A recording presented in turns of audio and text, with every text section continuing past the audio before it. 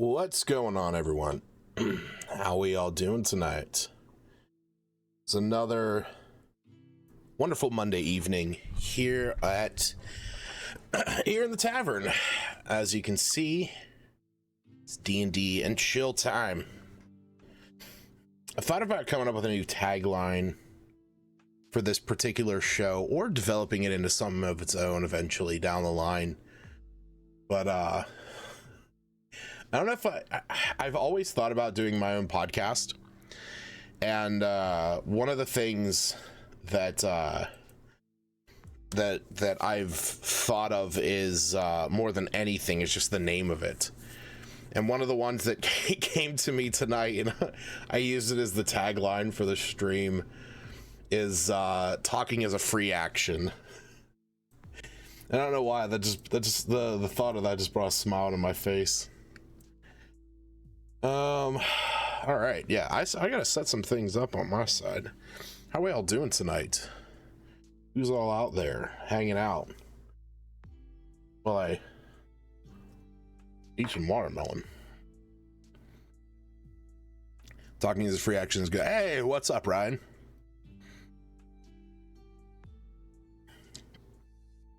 I have sat down and plotted out full things that, like, full topic boards for podcasts in the past. It's finding the time, finding the right people. Maybe one day.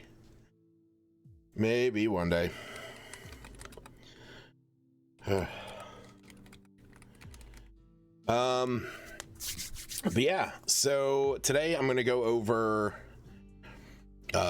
some of the stuff that I have been working on. Going to talk a bit about my Barbarian Path of the Shadows, which I'm kind of sitting on a change to its one ability. We got a question from Stacy, from Ahmed as proxy of Stacy in the chat that we will be answering. I have it pulled up. I might do a small recital of this, the Chronicle of Ilaris, the Battle of Dawn's Eclipse. It's actually something I wrote up for one of my games that those people really don't watch the show, so it's kind of, I'm okay if I kind of spoil it a bit. Gotta type something. Why is the music so soft?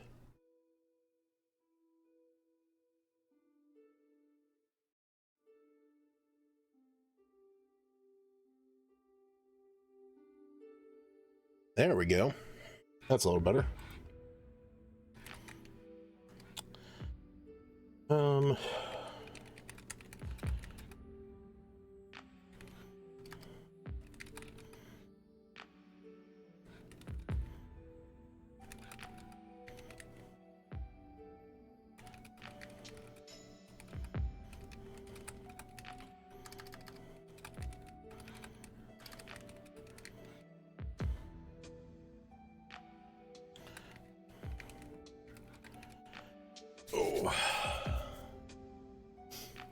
So, you know what? While I'm typing this up, I actually want to pull something up. I just saw this video. I didn't get a chance to watch it, so why don't we watch it together? Yeah, watch this one together. I was actually just about to watch this right before I went live. So let me turn this down. I'm very curious to know these intense D&D house rules from Dimension 20. rule. And just that word sounds super awesome, and the mechanic is super crazy. I'm very curious to hear what he talks about. Any of these, talk to your players. If you're going to run a hardcore campaign where people can die at any moment, you also should probably set up some things as far as backup characters, etc. Which that's a whole nother topic we can get into if this video does well. I might talk about how to prepare for, because I'm running one myself with a Curse of Strahd campaign. What's up, Stacy? No, you didn't miss anything. I'm still in the process of getting things set up. It's never specifically stated till much later in the season what exactly is going on under the hood here. Again, no spoilers for the story, but this is the full mechanic. Whenever you roll a natural 20, you get a crit in combat, the opponent has to make a death blow save. The DC of this save works just like a concentration check, which is 10 or half the damage that you took from the crit, whichever's higher. And in the case of a critical strike in this way, it's usually going to be half of the damage you take. So if you took 30 damage, the DC would be half of that, so 15. But if you took something like 44 damage, then the DC is 22. You see what I'm saying? And here's the crazy part. If you fail this DC, you could die. That's wild, because keep in mind, enemies do this to players and players do this to enemies. But we'll talk about the implications here in a second, because it's not as simple as that. If you fail, you die. That's what I thought it was at first, but after watching all the way through, here's how it really works. Let's say for the sake of this example, you attack somebody with a natural 20 crit and you deal 40 damage. Half of that is 20. So the DC would be 20 for them to succeed at this save. So if they roll a 20 or higher, they succeed. Oh, whew. If they fail, they take that damage again at the top of the PC's next round. So they take essentially double damage from the crit, which is already double. So how it would work is that creature that I hit for 40 damage, if they fail the save, whenever my turn comes back around the next time, at the top of my turn, they take 40 damage again. Damn. But if they fail the save by 5 or more, they instantly die. And that's huge. So basically how it works is the DC 20 to take that damage again, and a DC 15 to instantly die.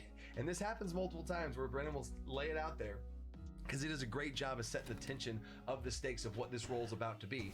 This means they take double damage again. This means they die instantly. So 20, they save, whatever. So 19 all the way to through 15, that pocket right there means they will take that damage again at the top of your next turn.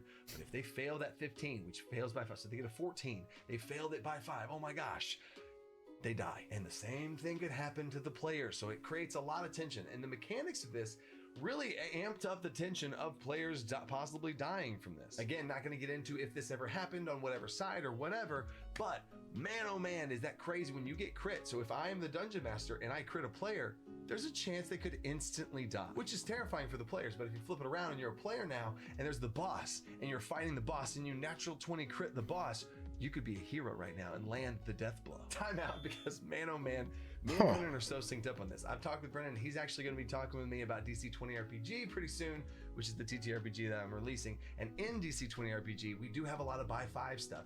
Buy 5s on the way up, buy 5s on the way down, and I love it, and it fits perfectly into this mechanic here. Because these buy 5 saves lets a failure mean something bad, but even worse means something worse. So I love that, and I love breaking down these videos on Dimension 20. I love what's going on there, and if you guys are interested, and if you haven't seen what's going on yet, the Ravening War is just releasing right now. I am watching it right after I film this video. I'm gonna be watching it, and if you guys want me to make videos on the Ravening War and do some breakdowns on different things about mechanics or different moves, different plays, stuff like that, let me know. I haven't done a DC breakdown series in a while, so I might fire that back up. And if you're interested in DC 20 What's RPG, up, Dr. Fun Knight? How you doing, man? Down in the description. I'm doing good. I'm actually I'm collecting my notes. Here is probably the one that came up the most often as far as all of these very hardcore, and listening to the Dungeon Coach talk about 4 intense D&D house rules, because I'm going to be talking a bit about some of my house rules. And I was just about to watch this video before I went live, and I was like, you know what? I'm going to pull this up while I'm live, and we're just going to listen to it. So the first one he talked about was death blow saves, where if you get hit by a crit, you have to make a saving throw equal to half the damage you took on that. And if you fail that, you take that damage again at the start of your next turn. Tension setting difficulty rules here is if you ever take more than half of your total health and damage, you take a hit that's so bad that you lose over half of your current hit points. We'll get into that in a second. You have to make a Constitution saving throw. If you fail that save, you get a level of exhaustion added to your character, and that's 1 level, and that keeps going 2 levels, 3 levels, and it keeps getting worse. So running through a quick example on this. Let's say you have 40 health, If you have 40 health and you get hit for 20 damage, that's half of your health. And you have to make a Constitution saving throw, or you get exhausted, right? Or one level of exhaustion. Now you have 20 health. Now your maximum is still 40, yes. But if you are at 20 health, if you get hit for 10 damage, that's half of your current health, right? Because you have 20 current hit points of the 40 total, right? So if you're at 20, you get hit for 10, that's another Constitution saving throw. And oh yeah, the talking is a free action. I've been sitting on the idea of podcast names for a while. Table Talk was always the one that I went with. And it was just one of those things. But like tonight, as I was sitting up in bed, and I was like, I don't know what made me think of it, but I was like, talking is a free action, and I'm like, why is that such a good good name for a podcast? And that's what I want to do. Man, if there's not just a drive in me to do that, I don't know what. 10 damage is not that hard to take. That's actually, decently low depending on the level of as you get higher. But now you're at 10 health. If you get hit for 5 damage, that's half of your current hit point. You see what I'm saying? So if you're at 8 health and you get hit for 4, Constitution saving throw, or you're exhausted. I also really love this in general because it fixes a big problem in Dungeons and Dragons health and healing economy, which is something I'm trying to fix with my game, is wanting to stay at high health. Because if you're at low health, you could take smaller hits and actually need possible exhaustion, saving throws, and all this kind of stuff. But if you can stay healthy, then you aren't going to have to make those saves as often. So I really like that. Now, this can get very snowbally, which is also the very scary part about this whole thing. Because if you get low and things are bad, then it has a higher chance to get even worse, especially as, oh, now I have 2 stacks of exhaustion, and then so careful on implementing this one, because this one came up, I would say, the most in general across watching the entire season. And also, as a side note to that, and even maybe the whole point, you should really go watch this season of Never. This is not sponsored in any way. I absolutely love Dimension 20, and I've seen every single thing that they've put out. I'm super excited for the Ravening War. So regardless if you guys want to see a breakdown of it, I'm going to watch that whole thing. It's super awesome. I will put the link down to drop out. You have to go watch drop out. It's a subscription-based thing. You can watch it, or you can wait for a while, and they do post on their YouTube channel a while after. Third rule here is called shots, but I've never seen it done in this way. It was absolutely beautifully done in a really cool way that really got me thinking. Because I've done called shots. I use it at my table. I have a whole book of expansion. I do private saves between. Yes, I 100% agree, Dr. Funnet. Hidden death saves is 100% one of the easiest ways to build that drama in tension. I absolutely love that.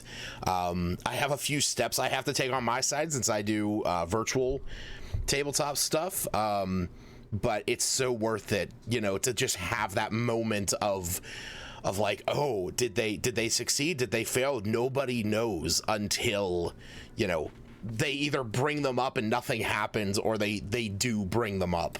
Of 5th edition where I have called shots in there, but I've never seen it done like this. Here's how it works. There's a fight at some point, being very vague here, in this campaign, where there is a specific thing they're trying to hit on a specific creature. They're trying to hit a spot, an eyeball, a small thing. Maybe it's a gem on a golem, an item in a whatever this thing is. And you can implement this on any hard thing to hit on an enemy for some sort of massive benefit that you would get from doing this thing, right? However much importance you want to put on. You can have the creature die if they are going to succeed on this called shot, which, stay with me just 1 second. Or you can have it lose a big ability, or you can have, there's tons of different ways to implement this. But here's the called shot. If you want to hit this specific spot, you have to first have advantage on your roll. You can't even try and do this unless you have advantage on your shot or your attack or your spell or whatever. You have to have advantage on the roll you're trying to make to hit this thing. And then if you have advantage, and this is the brilliant part, you can choose to give yourself disadvantage instead. And then if you have hit that small tiny spot. I don't know, I just really love the idea of this, because the strategy of having to try and get advantage in the first place to put yourself into a position was brilliant. And seeing the actual fight play out, teamwork, I just got chills, nerd chills from the teamwork that had to happen, and different ways that people could give each other advantage. Help action became super important. Whatever things you can do to yourself to give yourself advantage. These are really big things to be able to set yourself up for success. That alone, that half of the mechanic is great and brilliant, and adds to a lot of tactical setup.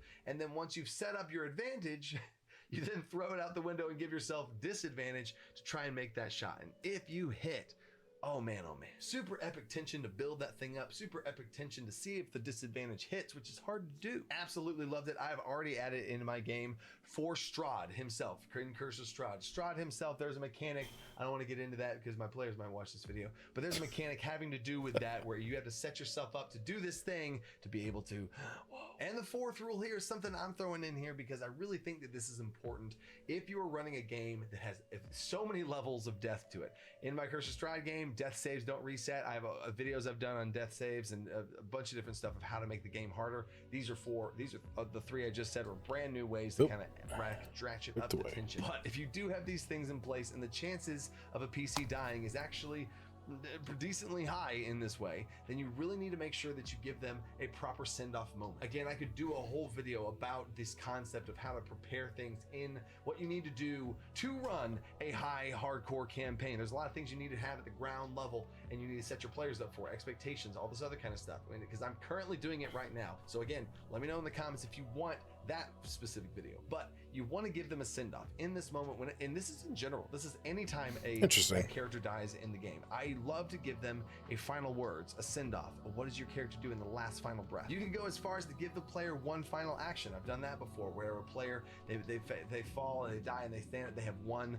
final turn and they make their turn and then they fall. It was epic, it was beautiful, it fit the scenario. It was a moment, I think I made on the Judgment Call on the fly, where I'm like, you stand up and you have one final, and they're like, oh, and so they were able to do this thing and help out everything and then say their last words until they fall and hit the ground dead. Or don't let them have any mechanics to it. Let it be completely no turn or anything like that. They just have a role play moment where they're fading in and out of consciousness. When I run death and dying and making death saves, I don't rule it as they're just completely unconscious. They're not doing anything.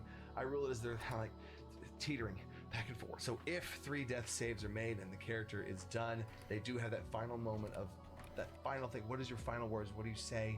What do you do in your final moments? Or if the death is absolutely massive and huge and it doesn't make sense for them to be on this teetering situation and they are absolutely gone, then you have a moment where they have some sort of vision or have some sort of spirit, where their spirit comes out of their body and they have a moment to do something. Let them be able to say goodbye to their character on their terms and let them be able to say their final words of what they see and what kind of happens. I have prepared already a paragraph of flavor text type thing to really set the tone of, and if any player dies in my Curse of Strahd campaign, then I know what's going to happen. I know it's going to look like. They're going to see these certain things around them. We're going to have a chance to do or say something, and they're going to be able to do something. Whether it be role play, mechanics, or anything, they're going to have a moment to say goodbye to their character, give them a proper send-off. Which leads me to my send-off here to you guys. I hope you enjoyed the hardcore rules here. If you want to see more on the rabbiting, that's definitely some. I mean, I know that I've looked into hardcore rules before. There were some things that I almost played in a game where we were using slightly harder, like hardcore rules, but it was mostly around stuff like long rests. Do you do crunchy crits? I believe that is specifically referring to Jacob's crunchy crits, I think is what he called them. But yeah, I call them brutal criticals on my side, where it's the maximum of your die pool is added to your normal roll.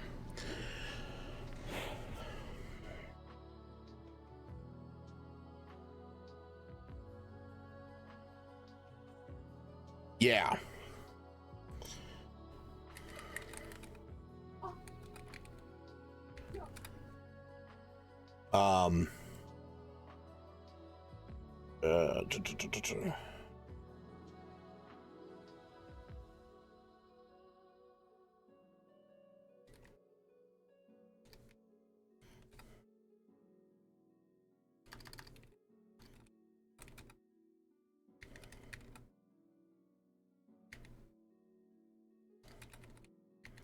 Yeah, no, I do. I 100% do.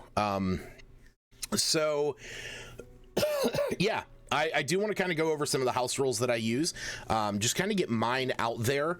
These have changed over the years. Stacy here in the chat knows this.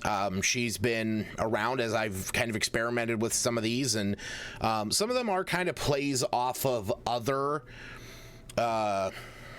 are off of other ones, you know, like crunchy crits. Private death saves have been around for a while. So, but oh, I gotta pull that one out of there. Gonna probably change that. Actually, you know, I'm gonna leave that up there. Might adjust it as we go along. But yeah, so we'll kind of go over some of my house rules. I actually just recently put them in one of these formats. That was this video. Friendly Mulligan is an absolute savage in this most recent season yeah. of Dimension. Yes. That was the video that we just watched by the Dungeon Coach. Yep, 4 intense D&D house rules from Dimension 20 Never After. So, I mean, Brandon Lee Mulligan, one of the greatest DMs of all time. Just an amazing narrator and storyteller. So yeah, I want to talk about some of my house rules. I watched that video, or I saw that video pop up earlier this morning. I hadn't had a chance to watch it yet, and I wanted to. Wait, no, it wasn't that one. No, I did watch a video this morning. Oh, my mind is, today has just been a day. I watched another video this morning that was about house rules. Here it is. Yes. So when it comes to D&D, I see a lot of discussion. I actually just watched this morning. My buddy sent this to me, and I'm going to kind of preface what he talks about in this. So the first one, it's kind of hard to see down there. He actually doesn't. There it is. Group initiative. So instead of having everyone roll for initiative, and kind of, you know, like might be like player A, monster 1, player B, monster 2 and 3, player C and D, something like that, where you're constantly going, you know, in and out.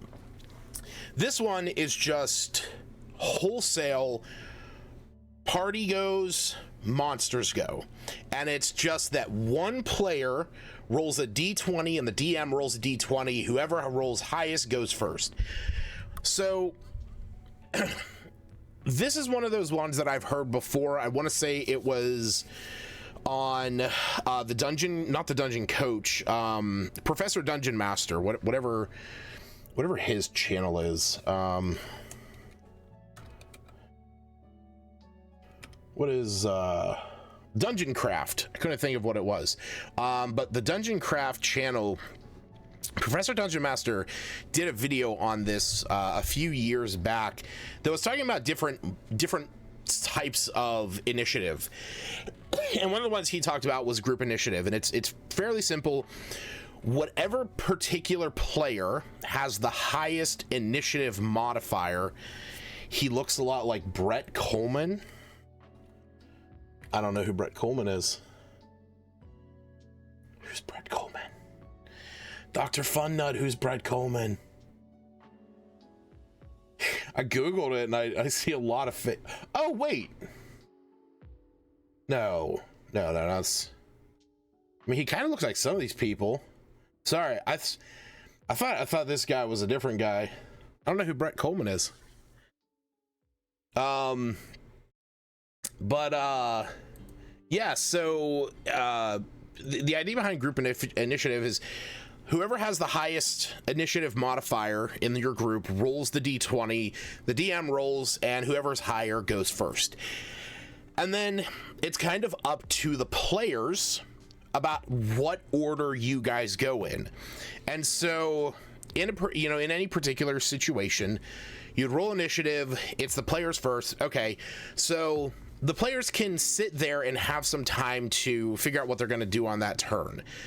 Because instead of taking a minute on everyone's turn to figure out what one person's going to do, give them, however many, like a minute per player, give the group like 3 to 4 minutes to figure out what they're going to do. And then you kind of narrate out how it goes. And then it's up to, up next comes the DM, and it's all pulled in. He's supposed to be a comedian better known as The Machine. Brett Coleman, The Machine.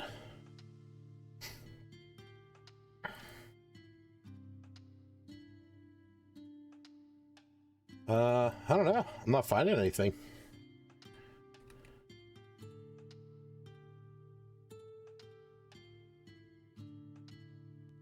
Brett Coleman. Seeing a lot of names coming up for Brett Coleman. But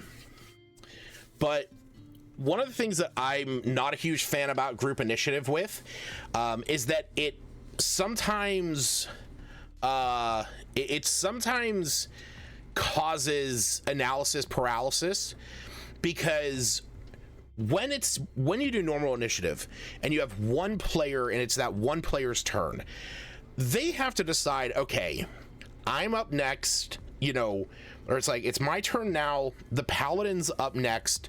I have 5 enemies that I can deal with. I have these abilities. Let me figure out what I'm gonna do. Whereas when you run a group initiative, it's like, okay, we need to get 5 of us coordinated, figuring out what everyone's gonna do. We need to know in what order we're gonna do it, and like who's gonna go first. And it just becomes kind of a mishmash. Now you can argue and say, you know, for example, I'll pull up my I'll pull up, you know, my one of my characters page, or one of my campaigns pages. What happened to my DM screen? Do I not have that turned on anymore? Is my extension not on?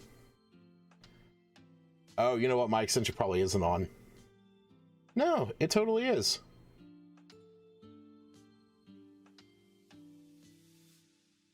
What the heck?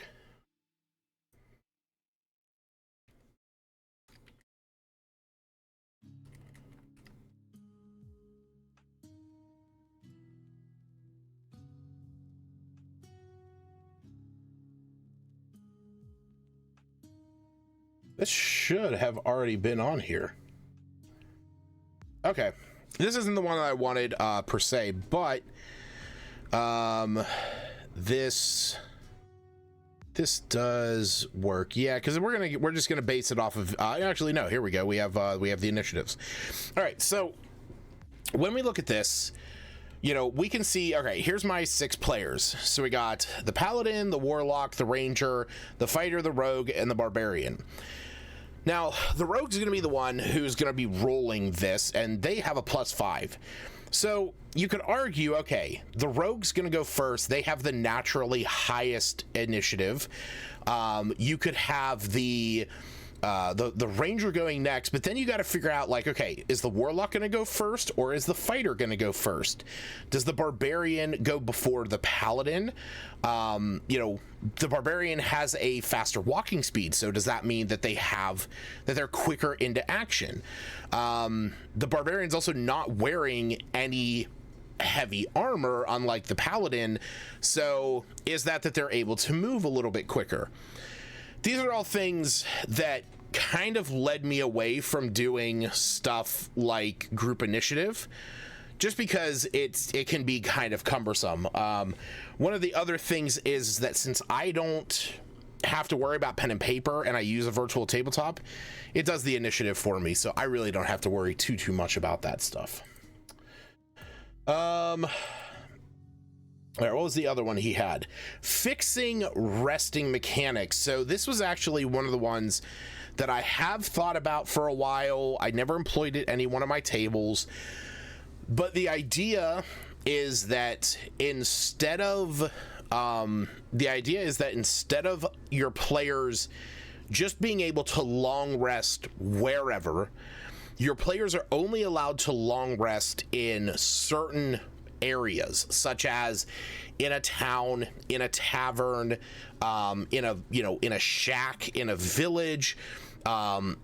This way, your players aren't just out there in the wilderness, camping by the side of the road, after just fending off an atrocious combat, and then snoozing there in the mud and filth and detritus that is the forest floor, waking up with 81 hit points, you know, full of bounty and ready to go. This kind of takes it where if you are attempting to long rest in a location like that, you can get the effects of a long rest. So say recharging abilities, gaining spell slots, you know, items charges resetting, but you do not regain the hit points. Instead, you are able to spend just spend hit dice during that. So it functions kind of like a long rest, but with the mechanics that grant back, that come back on a long rest.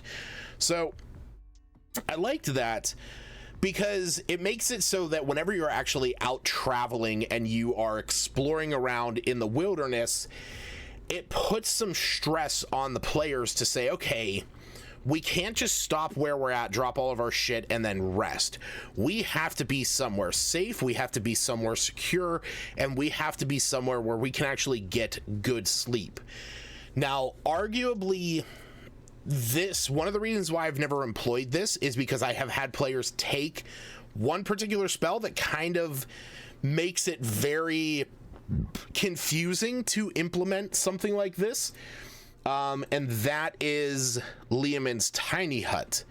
So Leomund's Tiny Hut, or just Tiny Hut for some systems, is that you create a 10-foot radius immobile dome of force. 9 creatures of medium size can fit in there. While in there, it's like cool and dry, it's comfortable, no matter what the weather outside is.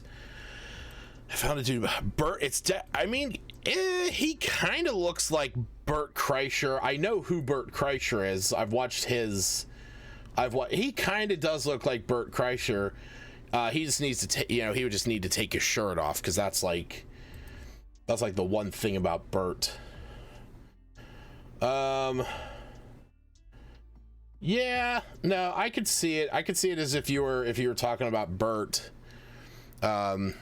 They kind of got the same. Have you ever been so wrong on a name that you want to die? Because that just happened. The guy was talking about was Bert Kreischer. I'm gonna jump. No. Someone roll fall damage for me, please. Don't worry, fall damage maxes out at 100 feet, so the most you can take is 10d, or it's 200 feet, so the most you can take is 20d6. He does kind of look like Bert. I actually watch a lot of Bert's content on YouTube. He has that one show called Two Bears with what's his face? Oh god, why can't I think of his name? I can't think of who the other guy is now. Tom Segura. That's right. Yes. One of the greatest clips in the world from this show. This is the greatest thing in the world. We're gonna watch it.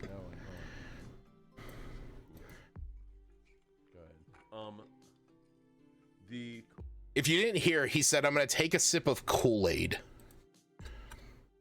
Let me turn this down a hair. Kool-Aid? You drinking Kool-Aid to start your day? Really? It's so good. What kind? Red. Kool-Aid is fucking awesome. It really is awesome.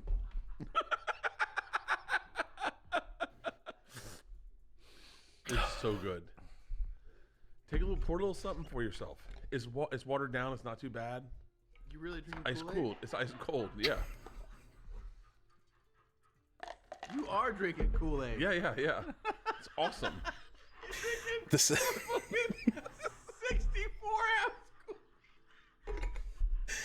ounce.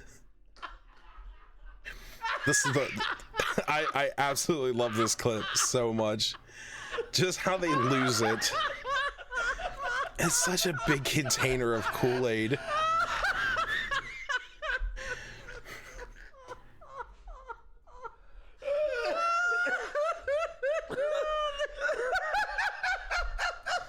Oh, God.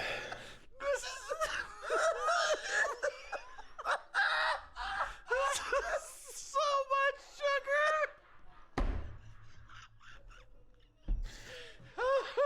My head hurts. You know that people walk around and they're like, good for that guy. He drinks a lot of water. It's Kool-Aid. Oh, man. That is, I absolutely, I love that clip so much. Dr. Futna, thank you so much for providing us with the love of Bert Kreischer tonight. Just, oh God, I love that scene so much. So yeah, like I said, jumping back to fixing wrestling mechanics, I probably would not adjust that personally, just at my own tables, just because I would probably want to address that so early on, like very beginning of the campaign, because it really affects spell choices. Stuff like Lehman's tiny hut becomes really pivotal once you get later on, and it would become a chore to try and manage that later on. All right, so the next one he talks about player-facing combat. Now, player-facing combat is just a short way of saying instead of monsters rolling to hit the players roll to avoid the monsters. So how does this work? Well, it's actually pretty simple and an easy way to implement it. So when you have a monster, let's pull up a goblin, for example. We're going to pull up a standard run-of-the-mill goblin. So normally, if this goblin right here wanted to attack, let's pull up one of my lower level characters. Who do we got? Who's lower level? They're all level 3 or below or above, aren't they? Yeah, because that's where I make them. Oh, even them. Bryn Highfjord there. Okay, at this point I just gotta pick one. All right, we're gonna go Parf Dendro. Okay, so Parf Dendro facing off against a goblin. It's the goblin's turn, and normally the way that this would work is this goblin, as I as the DM would roll a +4 to hit with the scimitar, and as you can see down here, we got a 7, we got a +4 that misses the armor class, so that means that it doesn't hit. So then Parf Dendro is going to attempt to attack with the dagger. So we roll an 11, we got an 18, that hits the armor class. It deals 4 damage, or 8 damage actually. This goblin is dead. Damn. But let's just say, for example, it only deals 5 and the goblin gets another turn. Player-facing combat is a system where instead of the goblin rolling to attack, the DM relinquishes the dice rolling and puts it onto the shoulders of the player.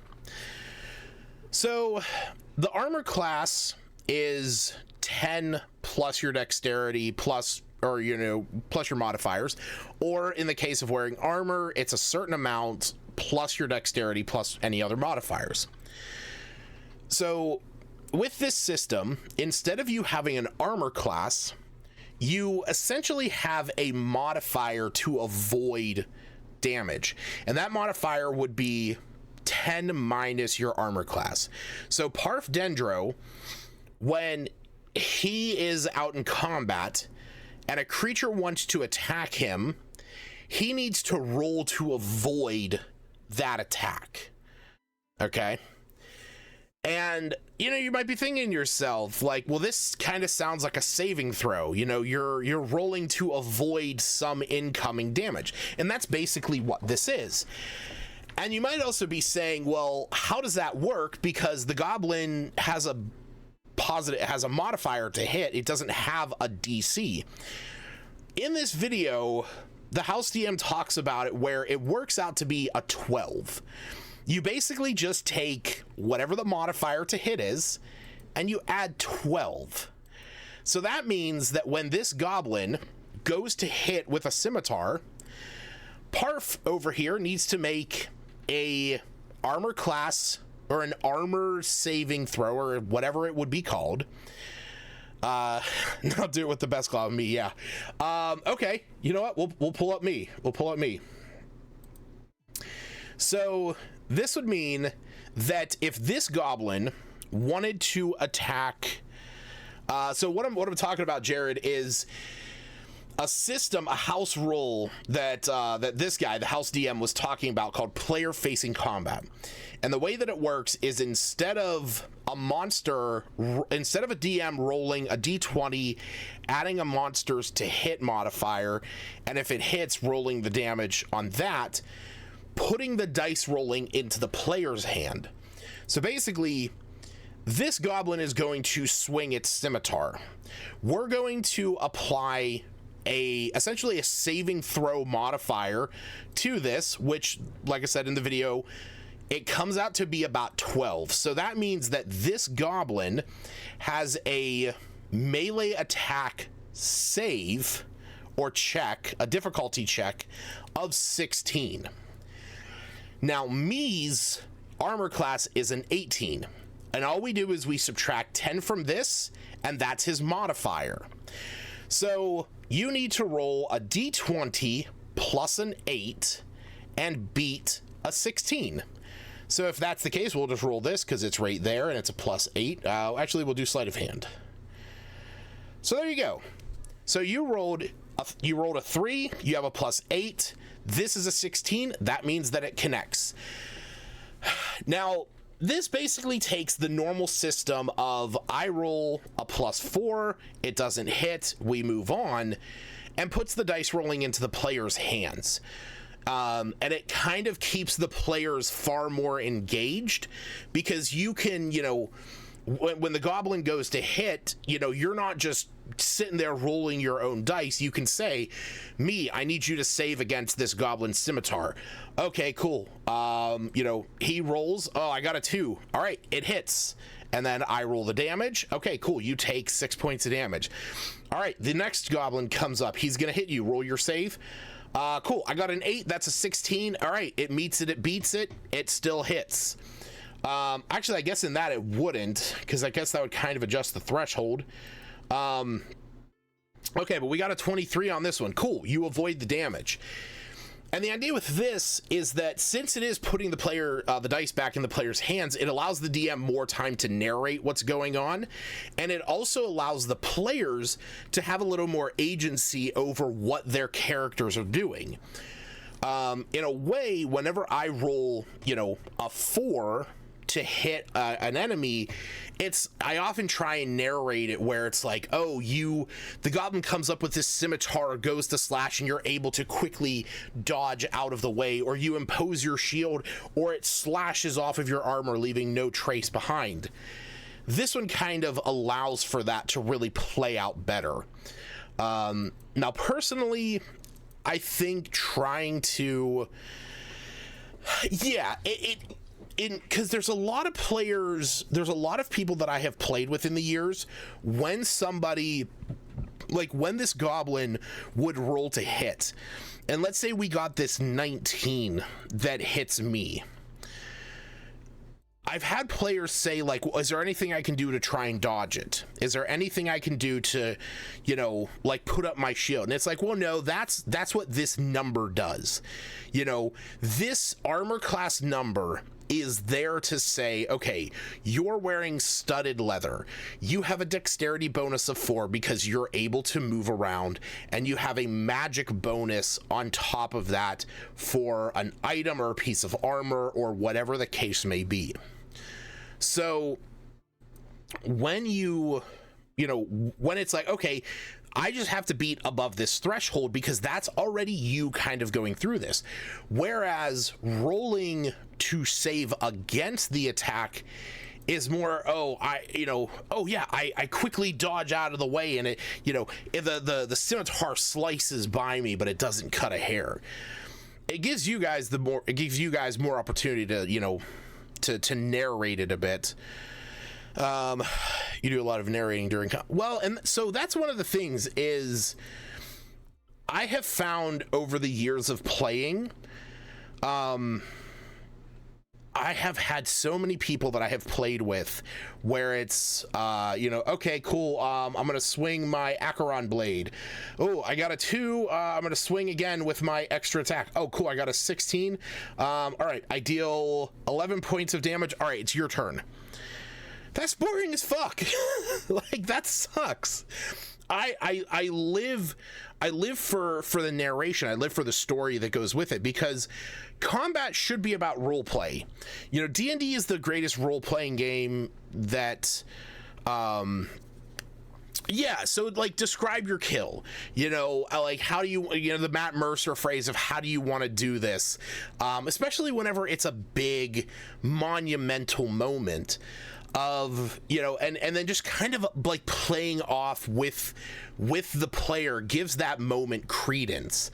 Instead of just, I roll my 2 dice, it's, you step forward to the goblin, you pull this black blade almost made of shadows, and as you swing into it, you feel it rending the goblin's life from him as you see light flashes to his eyes as it slowly sinks into darkness as your dark blessing takes effect. And it's like, that puts so much more into it. And I love whenever players do that. I love whenever players narrate their combat, narrate their turns, because combat should still have roleplay elements. Combat should still be a place where roleplay is happening. Just because it is combat does not mean that it's not an opportunity to build up that narration of what your character does. For example, in my last Pathfinder session that I played, I'm playing a Shuni bard. He's a pug person, and his name's Bo. He's named after my lovely little dog who's sleeping at my feet. And one of the cool things, or one of the things that I did with him is when my character, whenever Bo was down in this dungeon, we were fighting some kobolds, I tried shooting a spell, and whenever I missed, the kobold tried to shoot me with a crossbow, and it missed. And so I said, Bo sticks his head out from the side of the cleric and sticks his tongue out. And it was at that moment that the GM was like, okay, he shoots you again with his extra attack, and it hit. And so Bo gets hit in the chest with this crossbow bolt, and he throws himself to the ground and is like, oh, I'm dying. Oh, my life is flashing before my eyes. I'll never survive. Because that's how Bo is. Bo in real life is very dramatic for the dumbest things. And it's one of the things that I love about him, where he freaks out over the smallest stuff. One of the things that Kayla and I love doing with him, just to bug him, is you pluck a single hair from him, and he snaps, like he freaks out, he loses his mind, because he thinks, we say that it's because he thinks we're trying to take him away and undress him and take all of his fur. So he constantly freaks out. So I play him super dramatic, and it's stuff like that where in combat you can play up those moments and really give your character a little bit more life. I think in part because you take the reins, describing players might not see a part to take that, but also combat takes a while, so I personally say what I do. Be done. Yeah, and you know what? And I will say that that is something that I have been trying to get better at over the years, is allowing that to happen. you know, I also think some of it has to do because we play online. There is that like minor delay where I start to say or narrate something, and I might miss that somebody's trying to speak. I know my players of the library, they've had a good time with this. My one player is very good at narrating his stuff. But some of my other players, yeah, just, you know, they're very methodical about what they do, and, you know, they role play up outside of combat, but to them combat is more just that mechanical section. So but yeah, so player facing combat, probably not something I would employ, just because it kind of like, because a lot of the stuff that we do is based on D&D Beyond, it doesn't really work in that system. It's probably something I wouldn't employ, and also you kind of have to do on-the-fly math of, like, granted, it's just addition and subtraction of, like, -10 to your armor class, but +12 to their hit. I don't know. All right, so the other ones that he has on here is improved critical hits. This was something that Dr. Funnut had already talked about. This is that crunchy crits, where you take the maximum of your dice pool and you add that to whatever you're rolling. And lastly, bonus action potions. This is a fairly common one that has popped up over the years. He does something that I actually am probably going to employ because I think it makes a ton of sense. Which I have my own variant, and I'm going to touch on that, but, you know, bonus action potion says, you know, you can drink a potion as a bonus action, you can quaff one back, but feeding one to a downed player requires a full action. Now, we'll kind of see how this works whenever we get to my house rules and how I do it differently, but the idea of like having to stop what you're doing, you know, hold their head up, make sure they don't drown on whatever this is, and, you know, pour it down their stomach, kind of does give credence to making it a full action. So that is probably something I might employ in my campaigns going forward. But moving on to my house rules. We can talk a little bit about these and kind of see where we balance out with others. There is some changes on here. So to those players that know this list, you might not know the look of this particularly. Yeah, this is the new house rules sheet that I put together with my formatting and stuff. But it's kind of similar, but it's also kind of new, so we'll go over this for them, but also just in general to kind of get these ideas down. So my first one, inspiration. If you know the new inspiration system from the Unearthed Arcana from the OneD&D playtest, you kind of know how this works. So when you have inspiration, you can give yourself advantage on a d20 roll, but you must do so before rolling. In addition, you may re-roll a d20 roll, but you have to take the new roll. You gain inspiration by rolling a natural 1 or a natural 20 on a d20 roll. The DM can also award it. If you can only have one instance of inspiration. If you earn inspiration while you have it, you can give that to another player who lacks it, and inspiration is lost at a long rest. Number one, don't break the Geneva Convention. Yeah, no, that's true. That is the number one. So my inspiration systems have changed over the years. Back in the day when the guys and I first started running D&D, we didn't realize, or at least we ignored the fact that it was like you either have inspiration or you don't. And we just like, okay, you know, I have 3 points of inspiration, so I have 3 opportunities to give myself advantage. This kind of stopped after a while. We ran a couple campaigns where it was just you either had it or you don't. But the fact that the DM was the one that awarded it, it kind of made it a bit of a... I've always referenced this as a video game bazooka. How in a game, like in a shooter like Duke Nukem, you'll pick up a bazooka and you'll never use it. Even in the final boss fight, you won't use it because you think there's going to be something next that you have to use it on.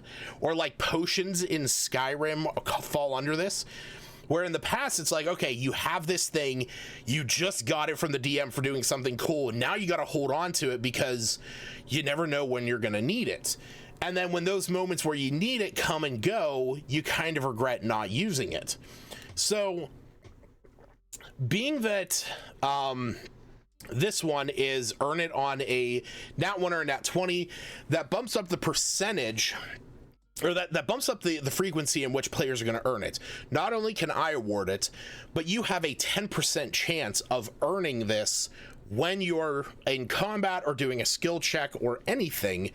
And you can also give it to your friends. But because it resets at the start of a long rest, you're incentivized to use it because you don't want to just lose it whenever you start a long rest. Now, you could argue it's like, oh, right before the long rest starts, I use it, and I guess that would be fine. But like the moment you start that long rest, you lose that inspiration. Another system that I've used in the past, which is actually very similar to how Tales of the Valiant, the new Kobold Press system, is using, is one where you get inspiration points. So you have a number of points that you can add to rolls. In Tales of the Valiant, wow, I can't speak. Here it is. Pull this one up here. So it was luck points. Once per turn, when you fail an attack or an attack roll or save, you gain a luck point. The DM can also award luck points.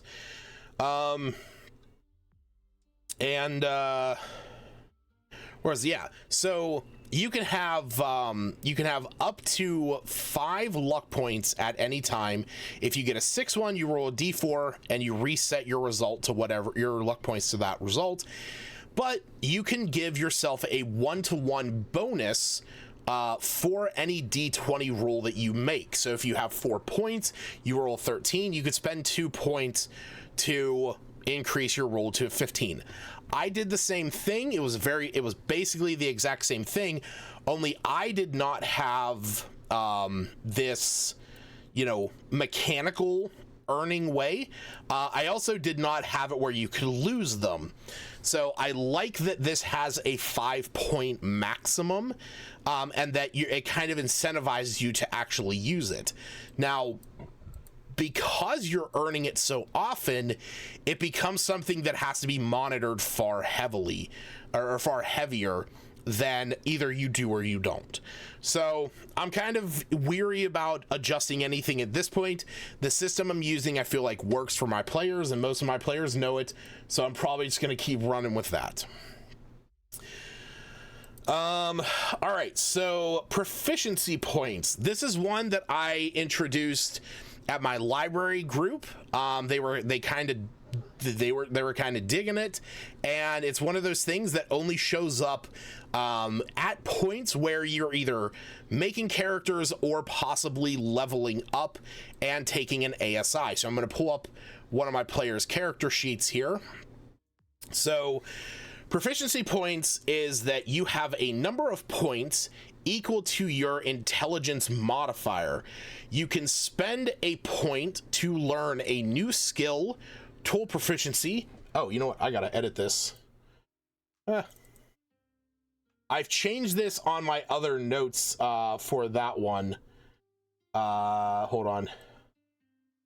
We're gonna change this on the fly real quick. Okay, you can spend a point. You can spend not a point. You can spend 1 point to learn a new skill or tool proficiency. You can spend 2 points to learn a new language.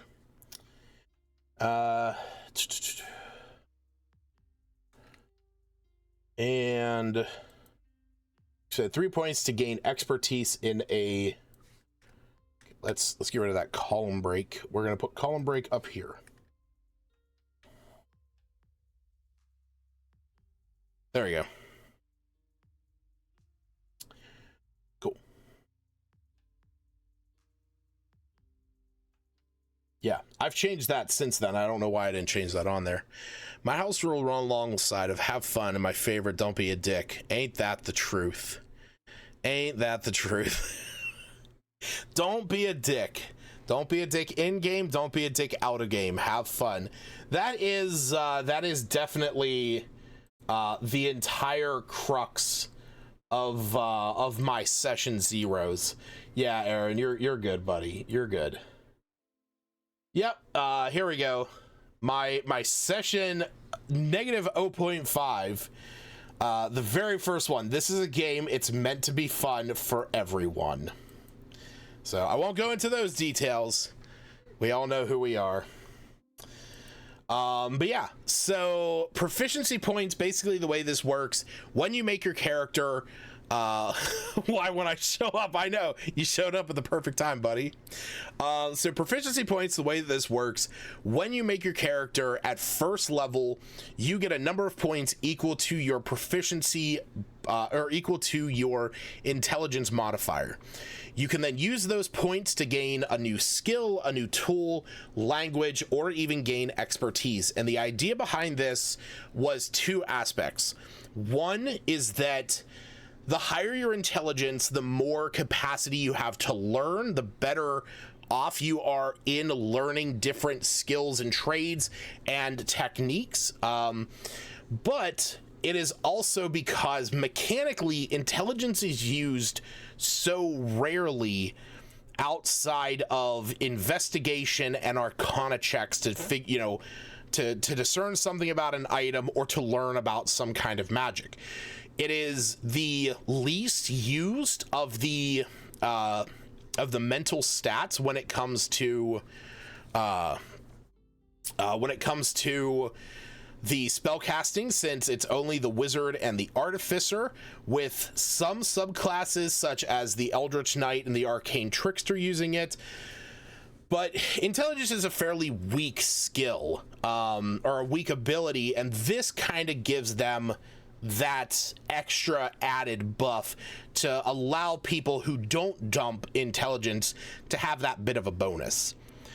Someone's made a fair argument to remove it one time, though, for one of my evil campaign on Halloween where we were zombies. We were yeah, obviously. If you're playing an evil campaign, then the idea of having fun is going along with being a dick. So I'm all for that if you're running an evil campaign.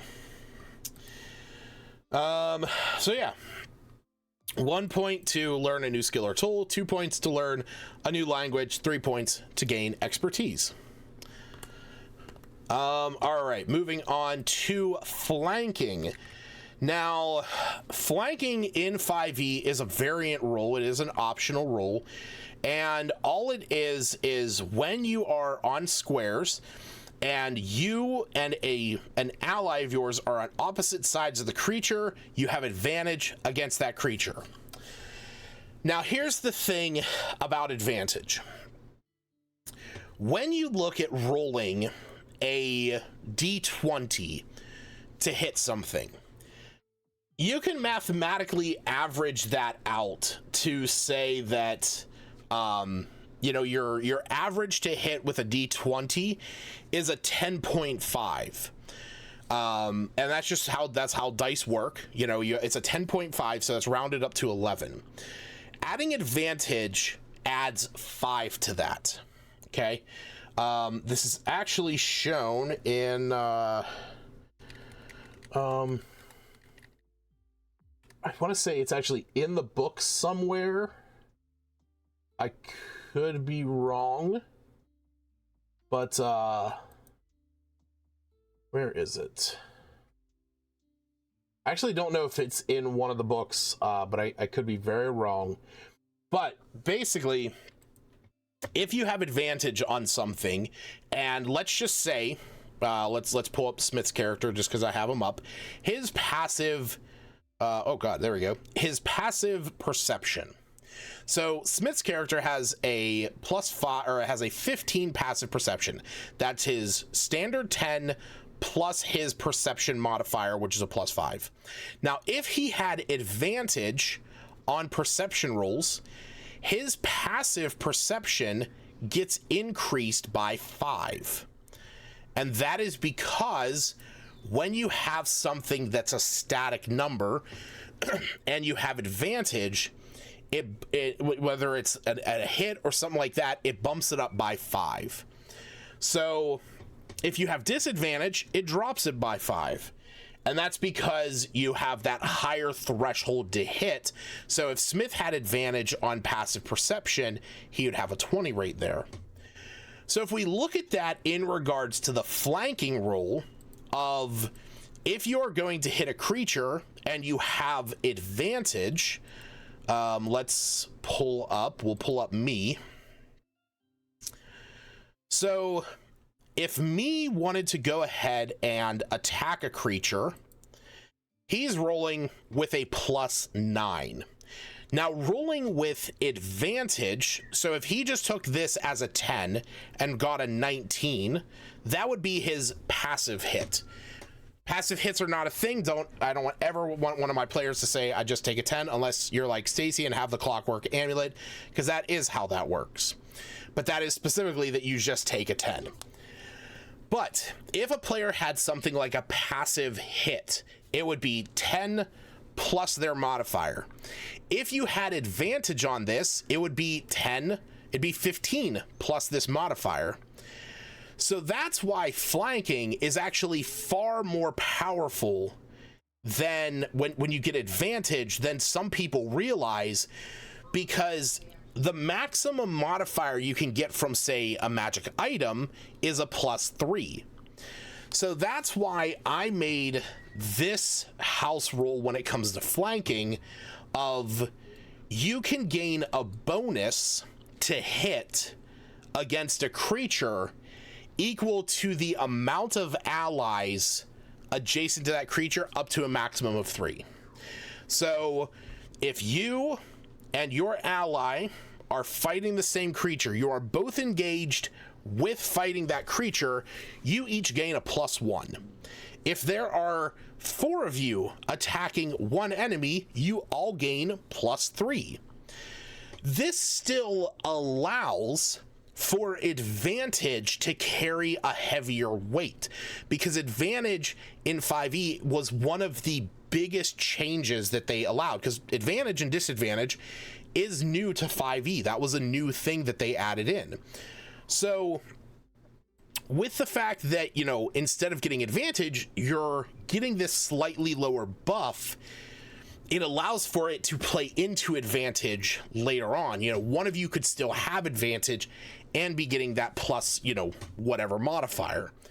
So I have always liked this. I think a lot of my players have liked this.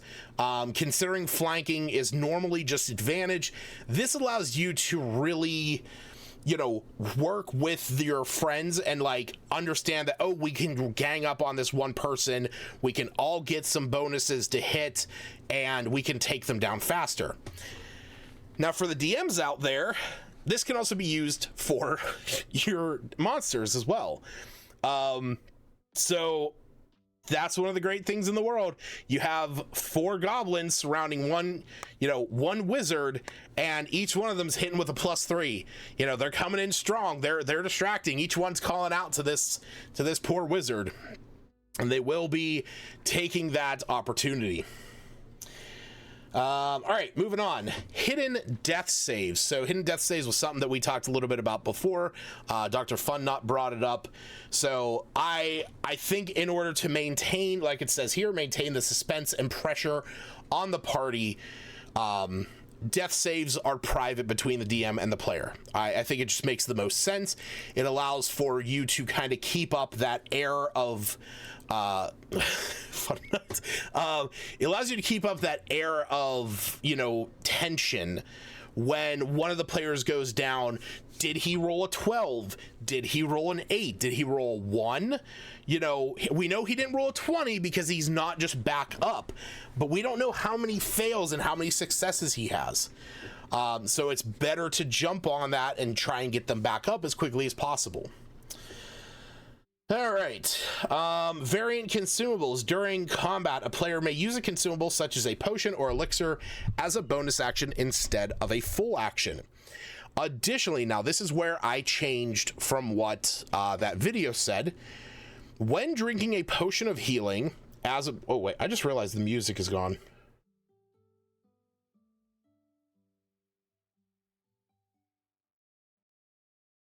What is going on? There it is. I just realized the music was gone in like a couple minutes.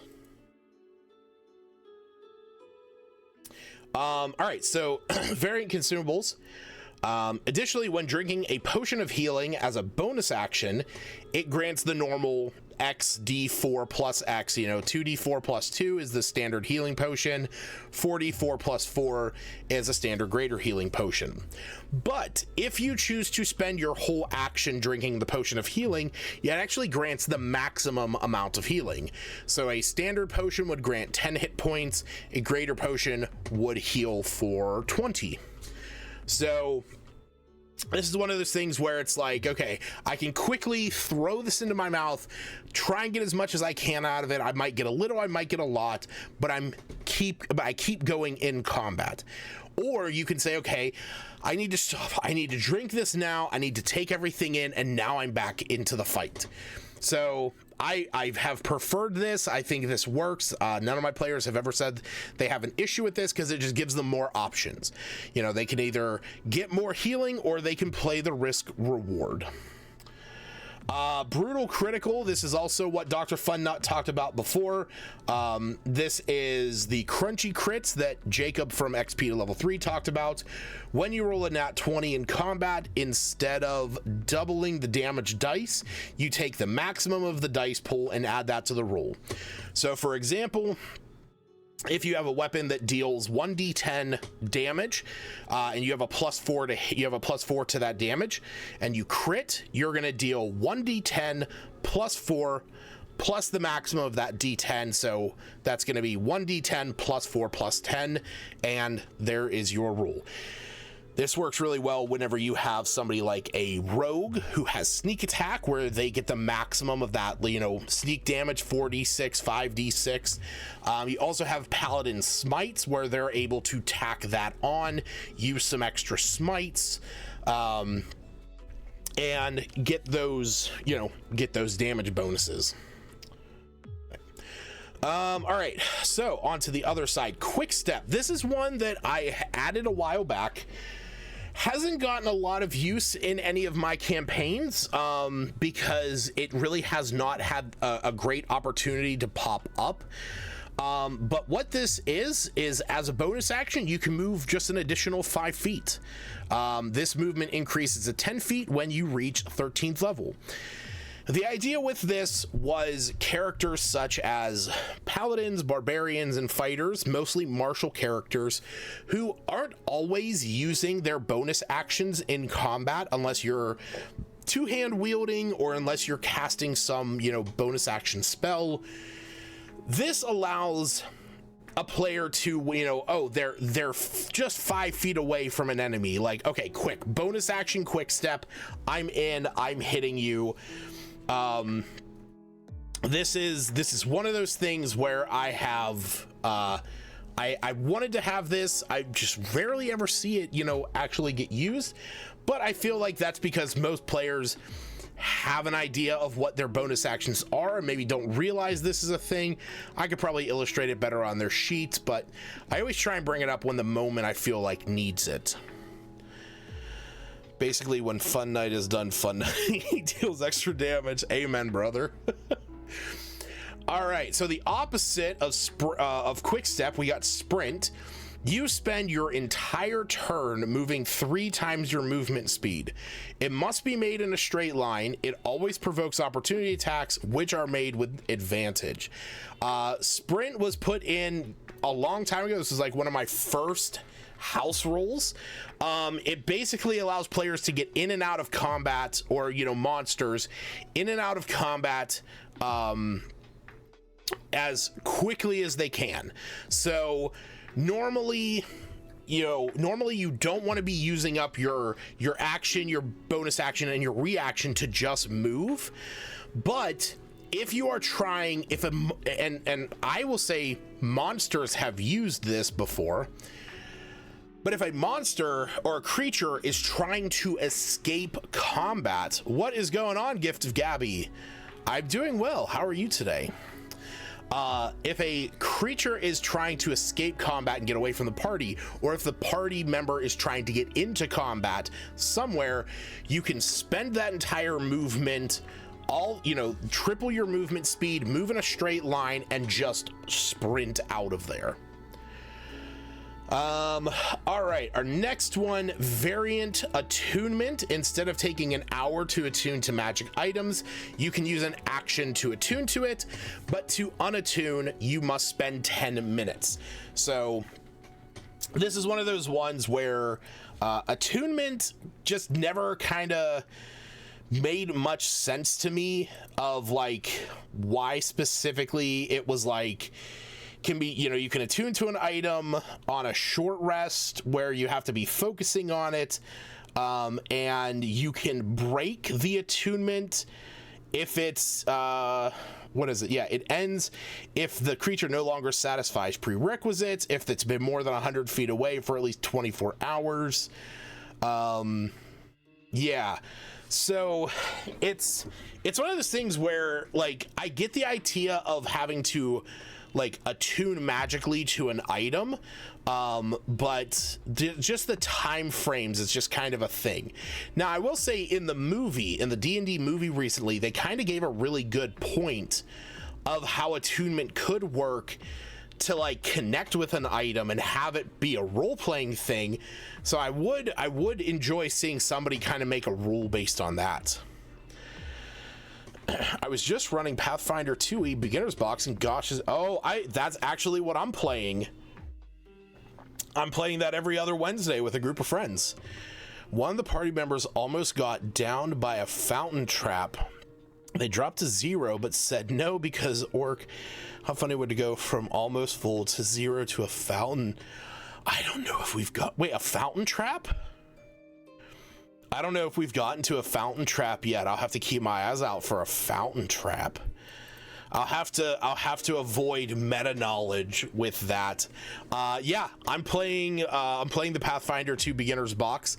I'm playing as a Shuni bard named Beauregard. And he's named after my dog.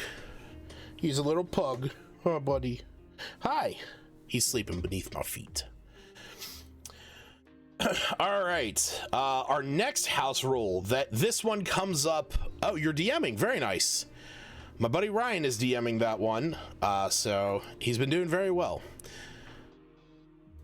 I would be interested in knowing your opinions about stuff with that system, or if you've played 5e before and are trying Pathfinder 2e, or vice versa, if you've played Pathfinder and have tried D&D, and what you like between the two of them. So I'd be curious to know your opinions on that. Someone just power lifted a fountain and crushed it. Just beautiful. All right, so passive checks. This is I'm sorry to hear that. My apologies. My condolences, Gabby. You're new to play Pathfinder 2. Well, hey, good for you to jump into the DM seat. So I thought about it, and whenever I brought it up to one of my groups that was looking to play it, luckily I said that I would offer running it, but they know that I'm already running 3 other games, and one of my friends said that he was wanting to learn the system, and so yeah, we've been having a lot of fun with it. All right, so passive checks. This house rule, basically, if a player rolls below their passive skills, so right here we're looking at Me's character sheet. He's got a 12 perception, an 11 investigation, and a 12 insight. If he were to roll an insight check on somebody, and let's try and roll below. There we go. We got an 11. Well, so if we got an 11, What this means is that you can use your passive investigation or your passive insight instead, as long as you're not engaged in any other arduous activity. So, for example, if me was in the process of, say, loading a cannonball on a ship that he was about to fire, I might ask him to roll a perception check. Now, he just rolled a 2 + 2, so he got a 4. Because he's actively involved in loading a cannonball, his passive perception does not take effect right there. He is currently occupied by something else, and his perception check would stand. Now, if me was instead standing on the bow of his ship, and he was up there, and he rolled a 4, then I would say, okay, you get the 12, because, you know, you're not engaged in anything, and it's, you know, very easy to kind of perceive this. Fun moment I've ever had. Oh, please tell me, Dr. Funnut, that this is the out-of-body experience, or like the super meta moment where the player realizes they're just a mini on a table with people rolling dice. I've been DMing for 4. Yep. Oh, beautiful. I have always wanted to do that. I've always said that if somebody ever has advantage on perception and rolls double nat 20s, that's 100% what I'm doing. He's a goofy boy, he's a German Shepherd. Gifts Gabby, I'm sorry to hear about your dog. I lost one of my dogs last year, 2 of them actually, Carly and Frank, and later on in the year we lost our little black pug Gidget. She was a sweet little girl. So my condolences. I've been DMing for 4 years, but new to the Pathfinder game, DMing 5e. Well, hey, welcome to the club. Yeah. Good to have DMs out there. That's always the key thing. There's a lot of players out there, not as many DMs, so it's good to know them and have them around. I've been running D&D now since 5e came out. I joined the community right at the tail end of the 5e playtesting when it was D&D Next. So that's been about 9 years that I have been devoting my life to this. So yeah, you're in good company over here in the corner. As D&D is what we love. It's what we do. A goal for me to roll with Iluna that, yeah. So that's the thing with Iluna. I just feel though with Iluna, with like how she like how you play her handling stuff, I just could not. I would love to see that moment of suddenly Iluna comes to the realization everything she ever has been, ever has known, ever can know, and you know, or ever knows, ever can know, is just, you know, lines of text on some kind of magic box. That there's people sitting at tables, somehow scrying to one another, chatting about what these characters do, and just having that mind melting moment for her. It'd break her. It would 100%. Like, I know that you have talked to me in the past about stuff like Crown of Thorns, or stuff like Dominate Person, how that would really affect Iluna, to just kind of lose that agency. But for her to suddenly realize not only has she lost agency, but that somebody has been controlling her entire existence, and that her knowledge, her feelings have all just been strokes of a pen. Oh, I would love to see that moment play out in game. I had a nat 20 investigation check go so well that my character got in a 3-way relationship. What the fuck? That sounds like a good story. That sounds like a good story, Dr. Fudnut. Oh man, maybe I don't want that to. Yeah, maybe. All right, so we just got a couple more, and really this last one is more just very particular. But we got re-rolling checks. So players may attempt strength, dex, and constitution checks as many times as you would like, but there are consequences that build up. If you are trying to athletics yourself over a tree, a wall, you're trying to swim against a current, and you fail, you will fall and take falling damage off of that tree. You could fall and take falling damage off of that wall. You could get swept under the current, sent down river 30 feet, and bashed off some rocks and take some damage from that. Using dexterity to try and climb across a rickety bridge, you might fall. You can reattempt it later because you broke through one of the boards, but you could fall, take some falling damage. Constitution, you drink a potion that you shouldn't have, or you ate something that you shouldn't have, and with that, okay, you can keep doing it, but you're going to take damage as you go. But once a player fails an intelligence, wisdom, or charisma check, that is it.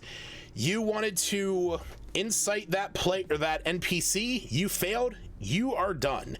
You wanted to roll perception to see if you could see something, you are done. And you fail, you are done. You want to investigate it, or you want to roll Arcana to know if you know what this thing does, and you fail, that is it. You just do not have that information. Physical traits can be re-rolled. Mental traits can be rolled once, and if you fail it, that is it. I'm learning PF2 roles and planning to run the Abomination Vaults.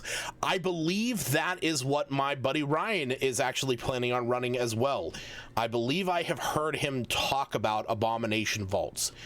So, yeah, I'm curious to hear about that. And you know what, I will recommend this if you would like to chat more about it. Please head over to my Discord channel. Oh, thank you so much for the follow, Gabby. Much appreciate that. But if you head over to the link that is above me, or you click the about button below my stream, there's a Discord link in there. There's some folks in there that play over in my Discord that play Pathfinder. We talk about all kinds of stuff. I have tons of resources if you're looking for maps, if you're looking for adventures, if you're looking for books. I got all kinds of stuff over in the archives. But I also put in there under my under one of my threads excerpts from from Bo's journal, my character in that campaign, who is writing his adventures going along that journey. So if you're curious, want to talk with some like-minded folks, you are more than welcome to join.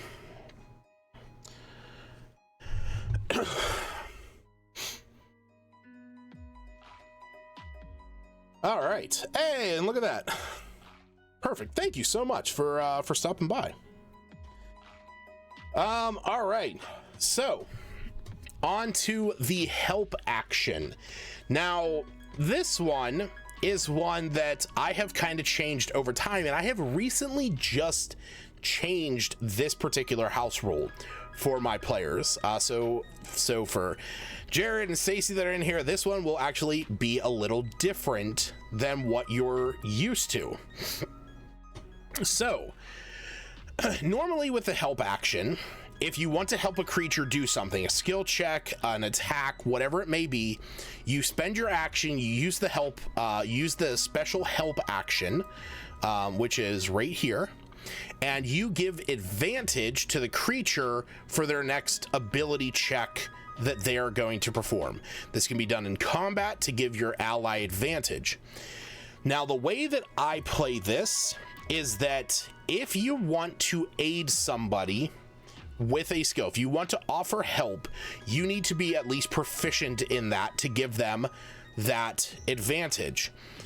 Otherwise, if you are not proficient in a skill, when you give them the help action, you grant them a bonus equal to the modifier used for that skill. So we'll look at this. I spend my action to help the creatures with their relationship issues. Yeah. So we'll look at this. We'll look at this example in here. So for example, we have Jared. Let's actually let me pull one more character sheet. Okay. So let's just say, for example, me on the left-hand side of the screen is trying to make a nature check in order to figure out if something he is plucking off the ground is poisonous or not, or, you know, is the right plant he's looking for. So Iluna, who has proficiency with nature, would be able to help him and would be able to grant him advantage on that. So this is where he would roll with advantage, and would you look at that? He got a 16 plus 1, so he got a 17. Now, if Iluna was not around, but Cephas was around, and Cephas wanted to help him, because he is not proficient in nature, he can only give him the modifier for this. So intelligence is what nature is derived from, so he would get a +1. So me would roll this normally. He would take that and add a +1 to it and get a 15. That, in my opinion, like what we talked about before with flanking, an advantage giving you essentially a passive +5, this means that you could actually give somebody a +5 in a skill that they might not be proficient with.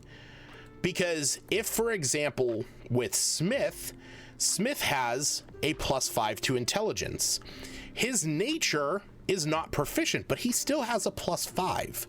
So that's kind of like giving that advantage, but having Iluna there, who is proficient, is able to give him that straight advantage, giving him a higher chance to, or giving him a better chance to roll higher. So this is one that I have changed recently. I actually really prefer this one because it fits more with my flanking bonuses and how that's kind of derived.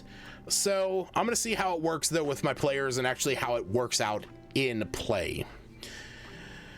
Rolls an out one. It turns out I had worse issues than the creature, and it's now consoling me. Oh man, that relationship. Oh, it's going downhill it's going downhill fast. I'm excited to play Spring the Bard.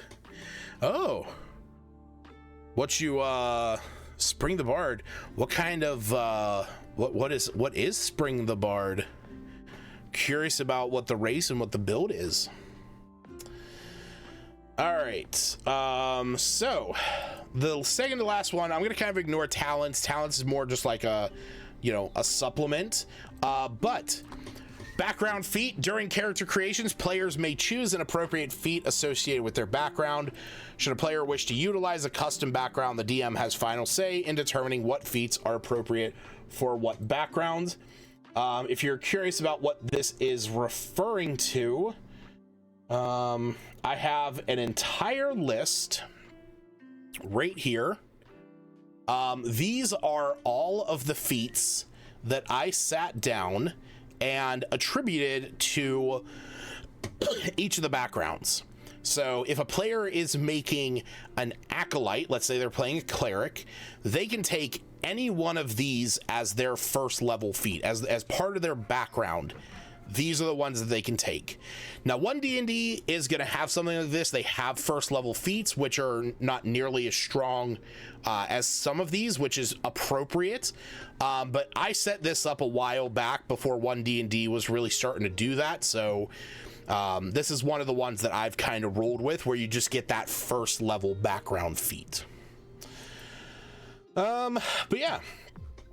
So that's the house rules that I generally employ when running my games. Like I said earlier, I saw that video and talking about different house rules, and I wanted to kind of talk about my own and, really just cement some of the ones that I use. So there we go.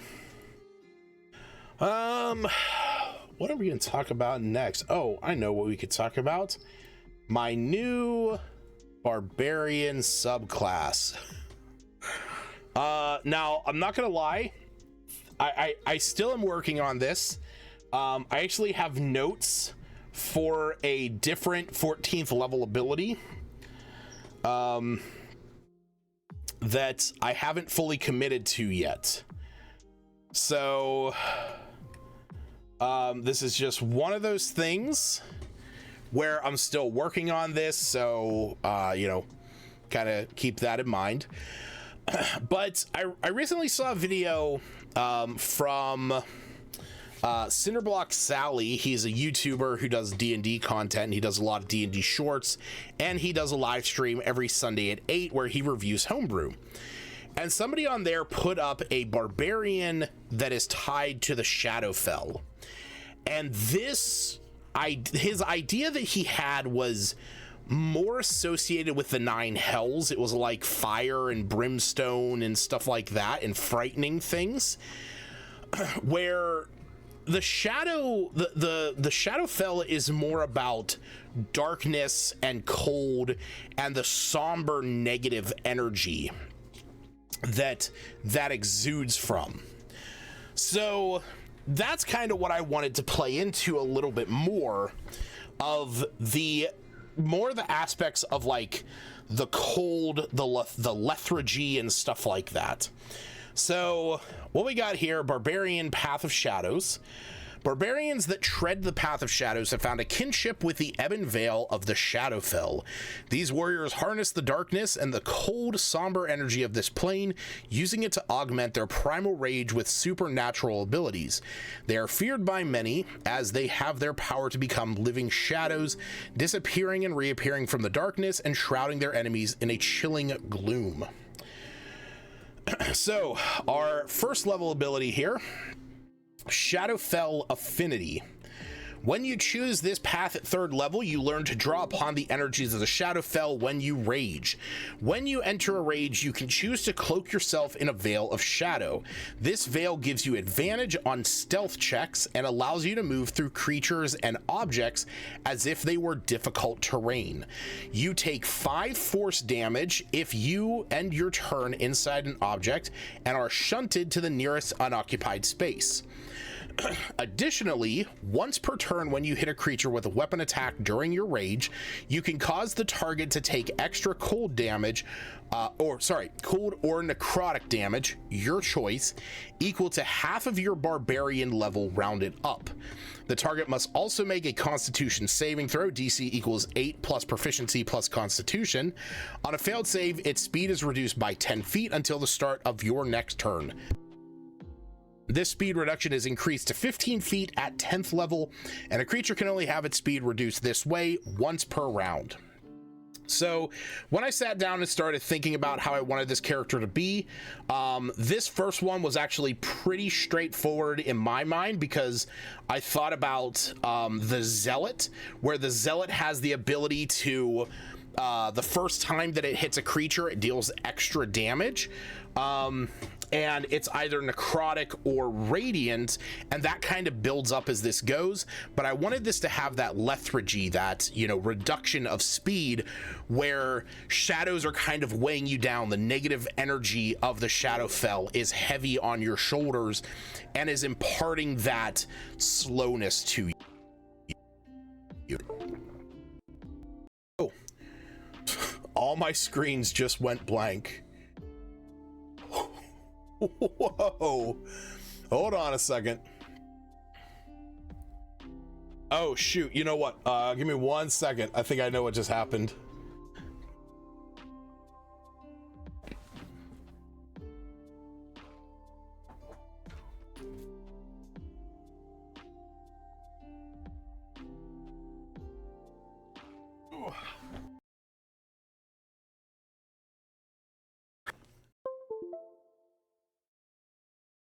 Oh, hopefully everything comes back up normal.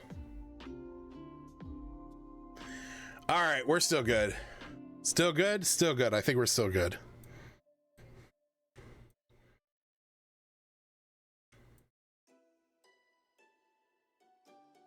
All my windows are in the wrong spots.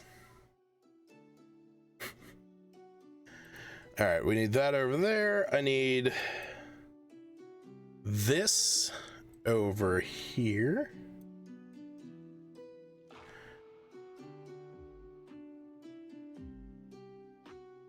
All right. Y'all are gonna have to tell me if I'm still good. I mean, I still see my time going up, but my dog's tail hit the power cord for all of my monitors. So that's what happened. Whew, that was not fun. Okay, good. Okay, we're all good then. So yeah, I was looking into what some of the other barbarians can do. My buddy Smith is playing a barbarian in one of my campaigns. He's playing a zealot barbarian, so he gets this divine fury where he gets to deal extra damage on his turns. So I kind of wanted it to have a similar flavor to that. So that's why Shadowfell Affinity is, you get that extra damage, but you slow the enemies down.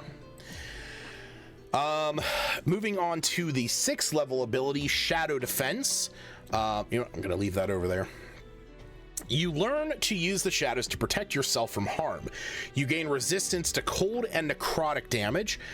Furthermore, while you are in dim light or darkness, you can use your reaction when you are targeted by an attack to shroud yourself in shadows, imposing disadvantage on the triggering attack roll. So this was kind of with the same ideas of a lot of the abilities that come up from being a barbarian. So let's pull up the Berserker, the Totem Warrior, the Storm Herald. We're going to ignore Wild Magic. But once a player reaches 6th level, a lot of these abilities are about ways to keep yourself going or to reduce damage in some way. So the Battle Rager gains temporary hit points. The Berserker is able to not be charmed or frightened. The Bestial Soul, the Path of the Beast, is able to gain different kind of, speeds, or breathe underwater, or gain a climbing speed. The Storm Herald gains resistance to damage and also is resistant to certain effects that could cause damage. And then down here, the Totem Barbarian, gaining additional vision, gaining an extra carrying capacity. So I wanted something that went kind of like the Storm Herald, where it was resistance to a damage, but something else on top of that. And the idea of a barbarian wielding, this like black ebon blade and standing there in a shadow, and somebody coming up to him trying to attack and just shrouding yourself in shadows to cause it to miss is just one of the coolest things I have thought of in a while. All right, so 10th level Shadow Guide. At 10th level, your mastery of Shadow extends to your allies. As an action, you can touch a number of willing creatures up to your Constitution modifier. For the next hour, those creatures gain the benefits of the Pass Without Trace spell as shadow swirls around them to mask their presence, and you can use this once per long rest. So I'm still kind of sitting on how many times they can use it. I'm actually thinking it should be once per short rest. But this kind of goes in line with how the Storm Herald works, of you create this aura of, you're resistant to some damage, you have this storm around you, but at 10th level, you can pass that resistance on to your allies. This is also, a lot of these are also about, somehow having something that's more of a range around you. So the Shadow Guide ability, I kind of love the idea of this being a stealthier barbarian, and you're the one who's kind of leading them through the darkness, allowing them to move safer and to move quieter, just taking that shadow energy from you.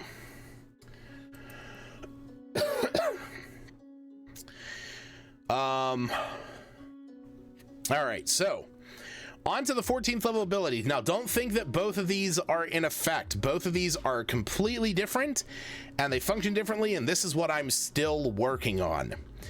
So this first one, Master of Shadows, basically with this one, you create a shadow doppelganger. It looks like you, but it's completely featureless in black.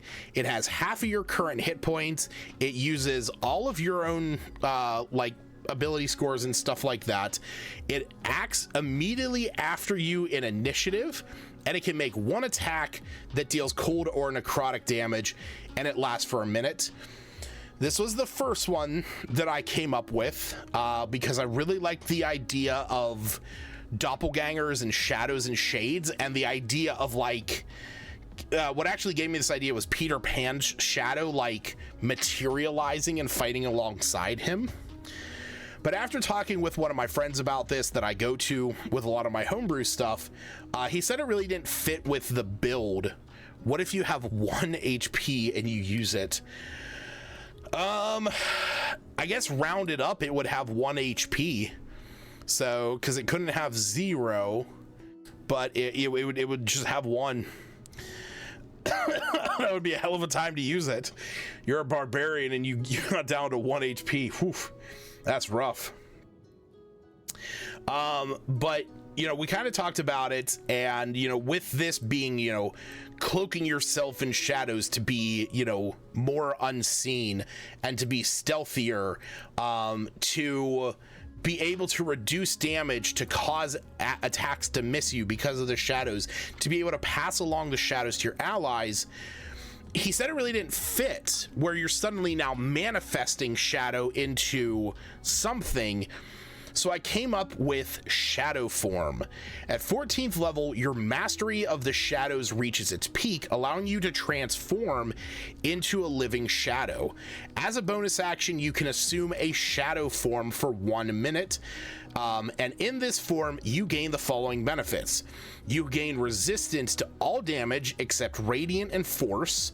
Your attacks deal extra cold or necrotic damage of your choice equal to your barbarian level. Any creature that starts within 10 feet of you has its speed reduced by 10 feet and has disadvantage on attack rolls due to shadows obscuring their vision. This effect lasts until the creature leaves the 10-foot radius around you. You can revert to your normal form earlier as a bonus action. Once you use this, you can't use it again until you finish a long rest. So this can be used in conjunction with the rage.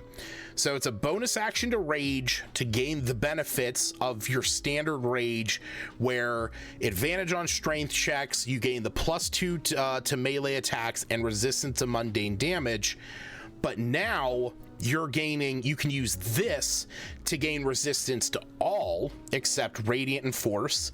Your attacks deal 14 extra points of damage on top of whatever your rage bonus is, because at 14th level that's a +3, so you're dealing an extra 17 on top of anything. And even though you can already reduce creature speed by 15 feet if you hit them and they fail that save, if they're within 10 feet of you, their speed has been reduced as they're being weighed down by these shadows. So this is so far what I have. I'm not 100% on it yet. I still have some work on it, some little notes that I have off to the side. But I am more, at least personally, sold on Shadow Form over the other ability, over Master of Shadows. But I still got some tweaking to do, so we'll maybe touch on that next week whenever I put some more time into it. So yeah, at least for right now, that's the Barbarian Path to Shadows. Once I get that finalized, I'm going to post it over in the Homebrews channel in the Discord. Oh, I was like, wait, why do I have this? I forgot that I had this pulled up. The Chronicle of Alaris, Volume 23, The Battle of Dawn's Eclipse.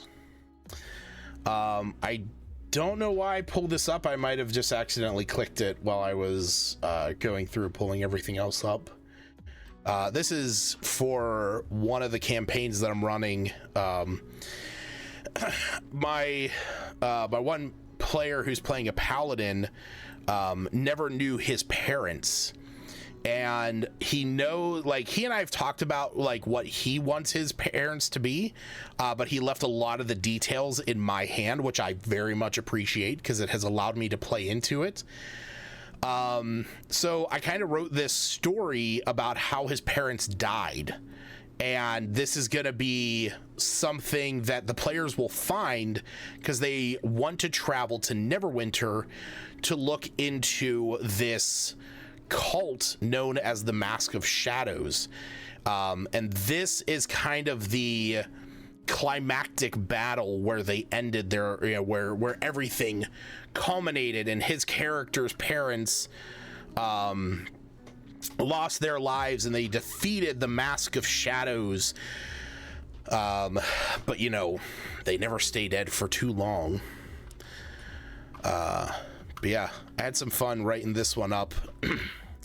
In the hallowed halls of knowledge, I, Hilarious, a bard of the high moons, present this solemn account, etched in memory and tears. The final conflict, a cataclysmic duel of light against shadow, unfolded before my eyes in the forsaken lands of Hellgate Dale.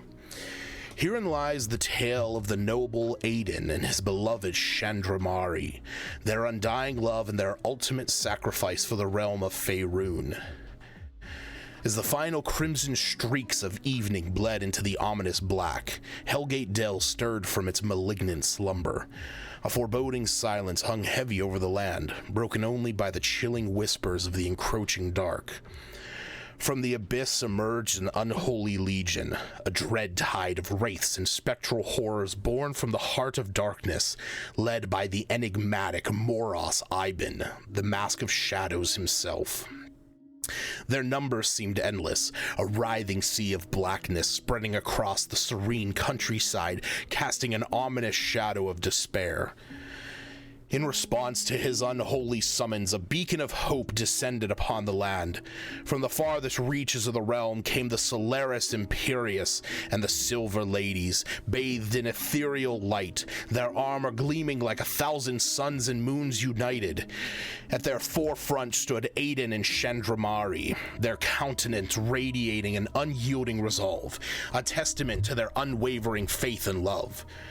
With a thunderous clash of steel and shadow, the battle was joined. The light wielders were a formidable force, their blades cleaving through the insidious tendrils of darkness, their holy magic repelling the spectral invaders. Each blow struck in the name of Lathander and Saloon, each spell cast was a defiance against the encroaching doom. Yet amidst the chaos, my gaze was drawn to one unforgettable scene. Chandramani, the Moon Maiden, her silver hair flowing like liquid starlight, moved with a grace and power that could only be divine. But it was her confrontation with Morris Eben that remains etched in my memory, a scene of tragic beauty. Engaging the Shadow Lord in a dance of death, Chandramani was a beacon amidst the dark tide. Yet in an unforeseen moment, Moros's blade found its mark. A gasp echoed through the battlefield as the light of the moon dimmed and Chandramani fell. Aiden's roar of grief and rage split the night. In a blinding flash of divine wrath, he became an avatar of the sun, a relentless storm of celestial fury. Like a comet, he carved a path through the ranks of the Shadow Cult, leaving destruction in its wake, his sights set on Morris Eben. When he reached the Shadow Lord, their clash was cataclysmic. Swords clashed and magic sparked, casting an eerie glow over the battlefield. Each blow from Aiden was fueled by his loss, his love, his righteous fury. At long last, he struck the killing blow, silencing the Shadow Lord's cruel laughter forever. Yet even in death, Moros was a specter of deception and malice. With a final act of spite, he plunged his shadow blade into Aiden's heart, a deadly blow hidden beneath the triumphant cheer of the Solaris Imperius. As the radiant Azamar fell beside his beloved, a poignant silence swept across the battlefield, marking the end of their earthly journey. I, Ilaris, immortalize their story not in mourning, but in honor of their sacrifice. Hey, what's up? Thanks for the follow, Hundy. For their love was a beacon that even in death lights our path. As long as the sun rises and the moon glows, the tale of Aiden and Chandramani shall be a testament to love, courage, and sacrifice. Let us remember them not for their end, but for their radiant life they lived, the hope they sparked, and the legacy they left behind. What's up? 100... See that? 100 years Boar. Welcome. Thanks for stopping by. Thanks for the follow. Appreciate that. So this was just a small... this was something I put together. This is the Chronicle of Alaris, Volume 23, The Battle of Dawn's Eclipse. So this was something I put together. Like I said, one of my players who's playing a paladin, he doesn't like he as in a player knows that his parents are some members of like a solar and a lunar lineage, and he kind of gave me a lot of free reign to really figure out what that was going to be. And what I actually came up with was that basically the two of them, so Aiden is his father, Chandramani was his mother, and the way that I have this designed is Aiden is an Aasimar and is kind of known for his, as Aasimar are, they're known for their connection to the divine. But he was always from his youth, he was dedicated to the life or dedicated his life to the worship of Lathander, traversing across the vast landscapes of Faerun, leading him eventually to the mystic islands of Nimbrel. So his purpose there was to build a temple to Lathander, and while he was there, he was introduced to Chandramani, an ethereal moon elf priestess of Saloon. So being that their divine entities were allies in the great cosmos, Lathander and Saloon representing the sun and the moon, this kind of just like linked these two from the very beginning. Now, as they grew to know each other, they realized they shared ideals of vanquishing darkness, aiding the vulnerable, and that really brought them together, and that camaraderie blossomed into a profound affection between the two of them that like transcended the boundaries of their different races and even their different cultures. During the time in Nimbrel, Aiden joined and trained with the Knights of the Flying Hunt, these these like Pegasus mounted combatants, and he trained with them and got so skilled at this, it was like second nature to him. He became a leader of one of the groups. So once the temple was complete, he persuaded Chandramani to return back to him to the mainlands. And his idea was to spread the wisdom and knowledge of the Nimbrelese culture to the rest of Faerun, and also to spread more of the teachings of Lathander and Saloon. So Chandramani was a little hesitant at first, but eventually embraced this ideology. So they eventually returned back to their hometown, or Aiden's hometown, his birthplace of Silvery Moon. It was there that Aiden established the Temple of Lathander's Dawn, where he formed the Solaris Imperius, which is like an elite group of warriors trained in aerial combat. So that is like the flying hunt of the mainland, but it's also a number of paladins and clerics and those that worship the sun. And Chandramani, true to her moon priestess calling, founded the House of Silver, which was a sanctuary for Silver Ladies. Silver Ladies are followers of Saloon that are healers, diviners, and protectors. So she ended up setting up a temple there. And unfortunately, as this life they were living was going on, there was one particular group that they were constantly combating with, and that was the Mog Sagale, or the Mask of Shadows, which is a cult that worships the deceiver god Mask. And the leader of that, Moros Eben, was the one that was constantly, their foil. Now, despite most of their conflicts ending in victory, the story that I just read here, the Battle of Dawn's Eclipse, this was the final conflict between them. So they knew that the battle that they were going to be facing was going to be grand. They knew that Moros Eben was building this massive army, and they realized that they would probably die in the combat. Now, this put a lot of strife on them because just prior to this, they celebrated the birth of their twins, Apollo and Selene. And with this encroaching danger to the world, they made the most painful decision that any parent could, and put their children into hiding and entrusted them to allies of theirs. Kind of think like Star Wars, where Luke was sent off to live on the farm with Uncle Owen and Aunt Beru, and Leia was sent to live with Bail Organa.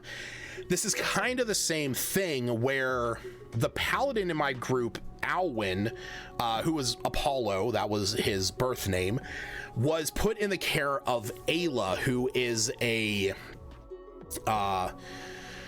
she was a member of the Silver Ladies. She was a Selûnite priestess, and she was taking him into the High Forest to raise him with a sense of purpose and duty under the name of Alwyn.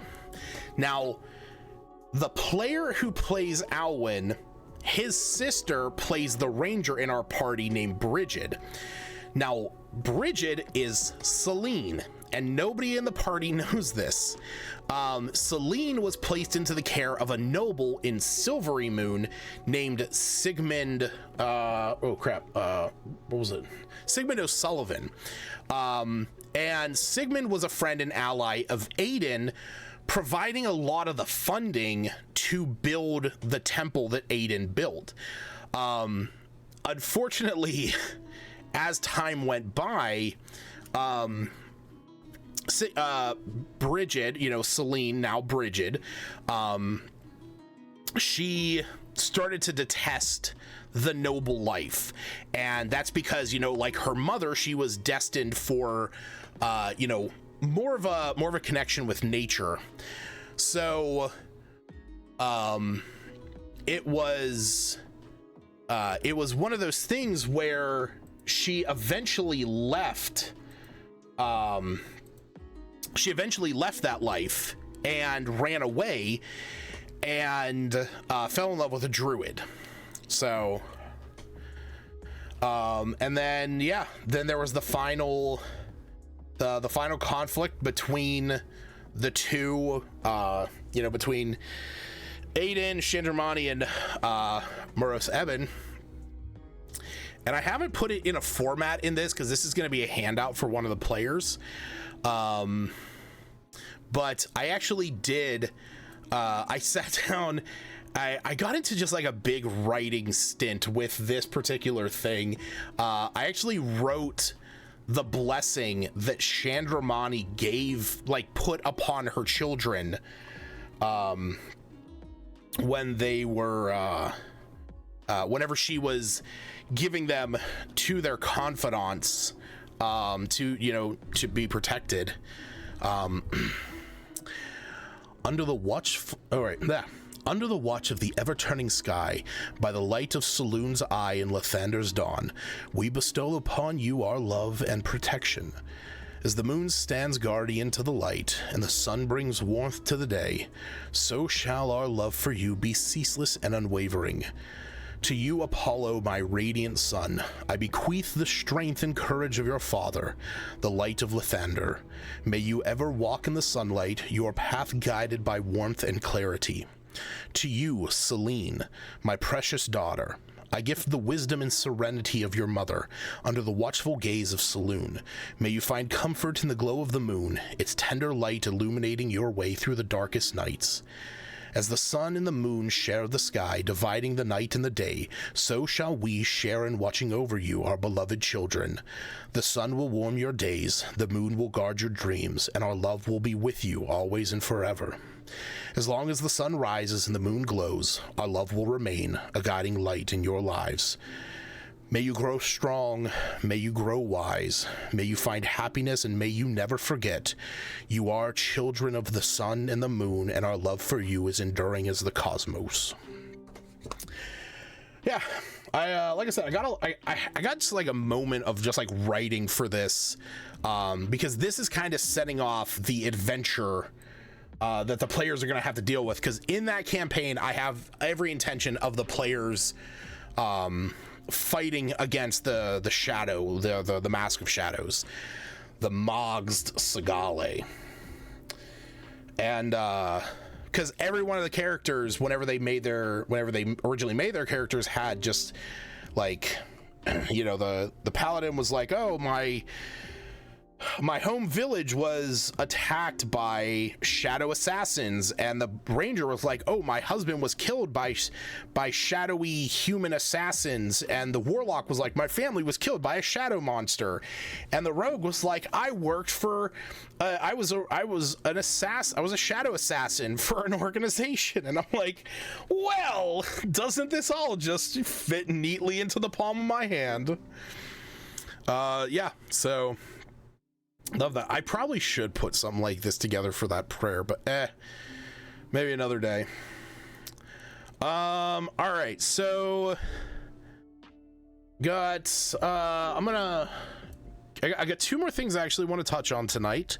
But one of the questions that was asked over in excuse me, over in the Discord channel, so was asked by Stacy, and for those that you don't know, you can go over to the Discord channel and there's a DM advice corner. If you ask your questions in there, I will answer them on stream, or I'll answer them in there, wherever you prefer.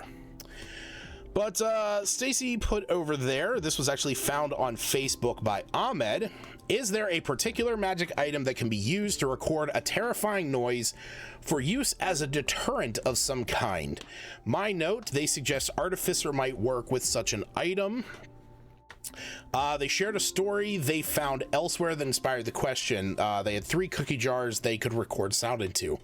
I am going to be talking about that thing, Stacy, but I wanted to answer your question first. Is there a magic item that can be used to record a terrifying noise? Yes and no.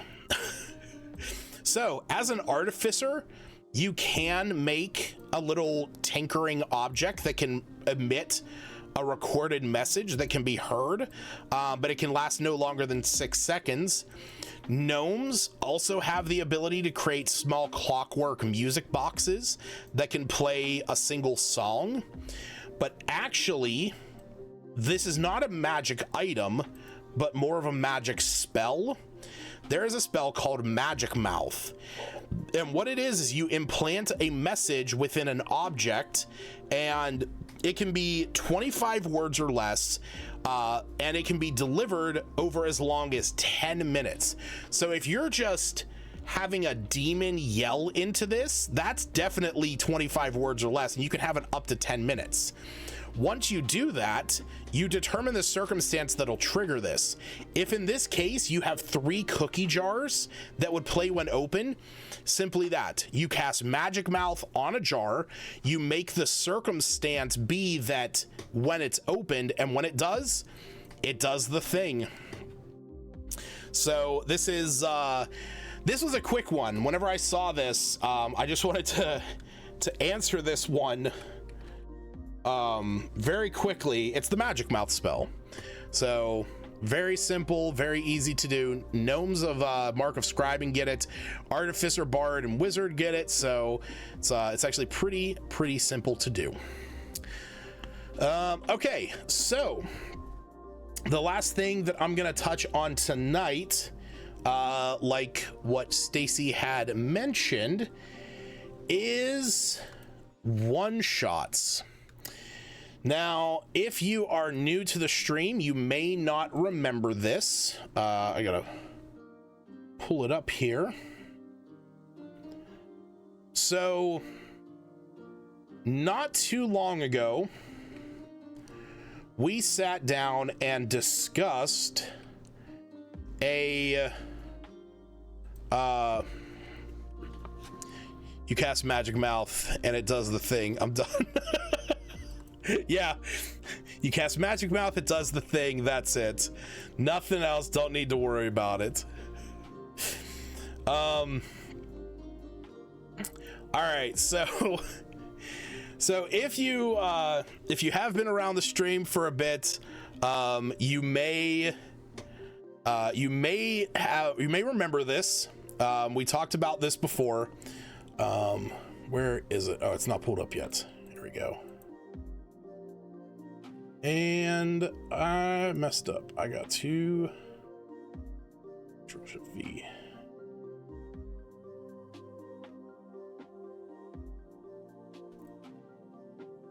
There we go.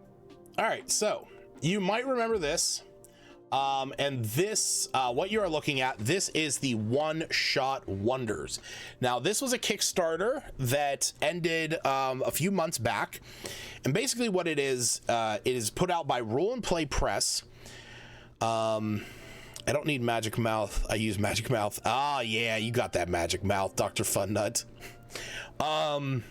So One-Shot Wonders is this wonderful 2-page one-shot kind of book. It's going to be a Kickstarter. It's coming out. I want to say it's due to come out in a few months. You can still go to rollandplaypress.com if you want to get your hands on this. I want to say that is the website. Yes. So you can go to this link and go up to the shop, and you can still sign up for a late pledge. So if you want to get your hands on this, you can.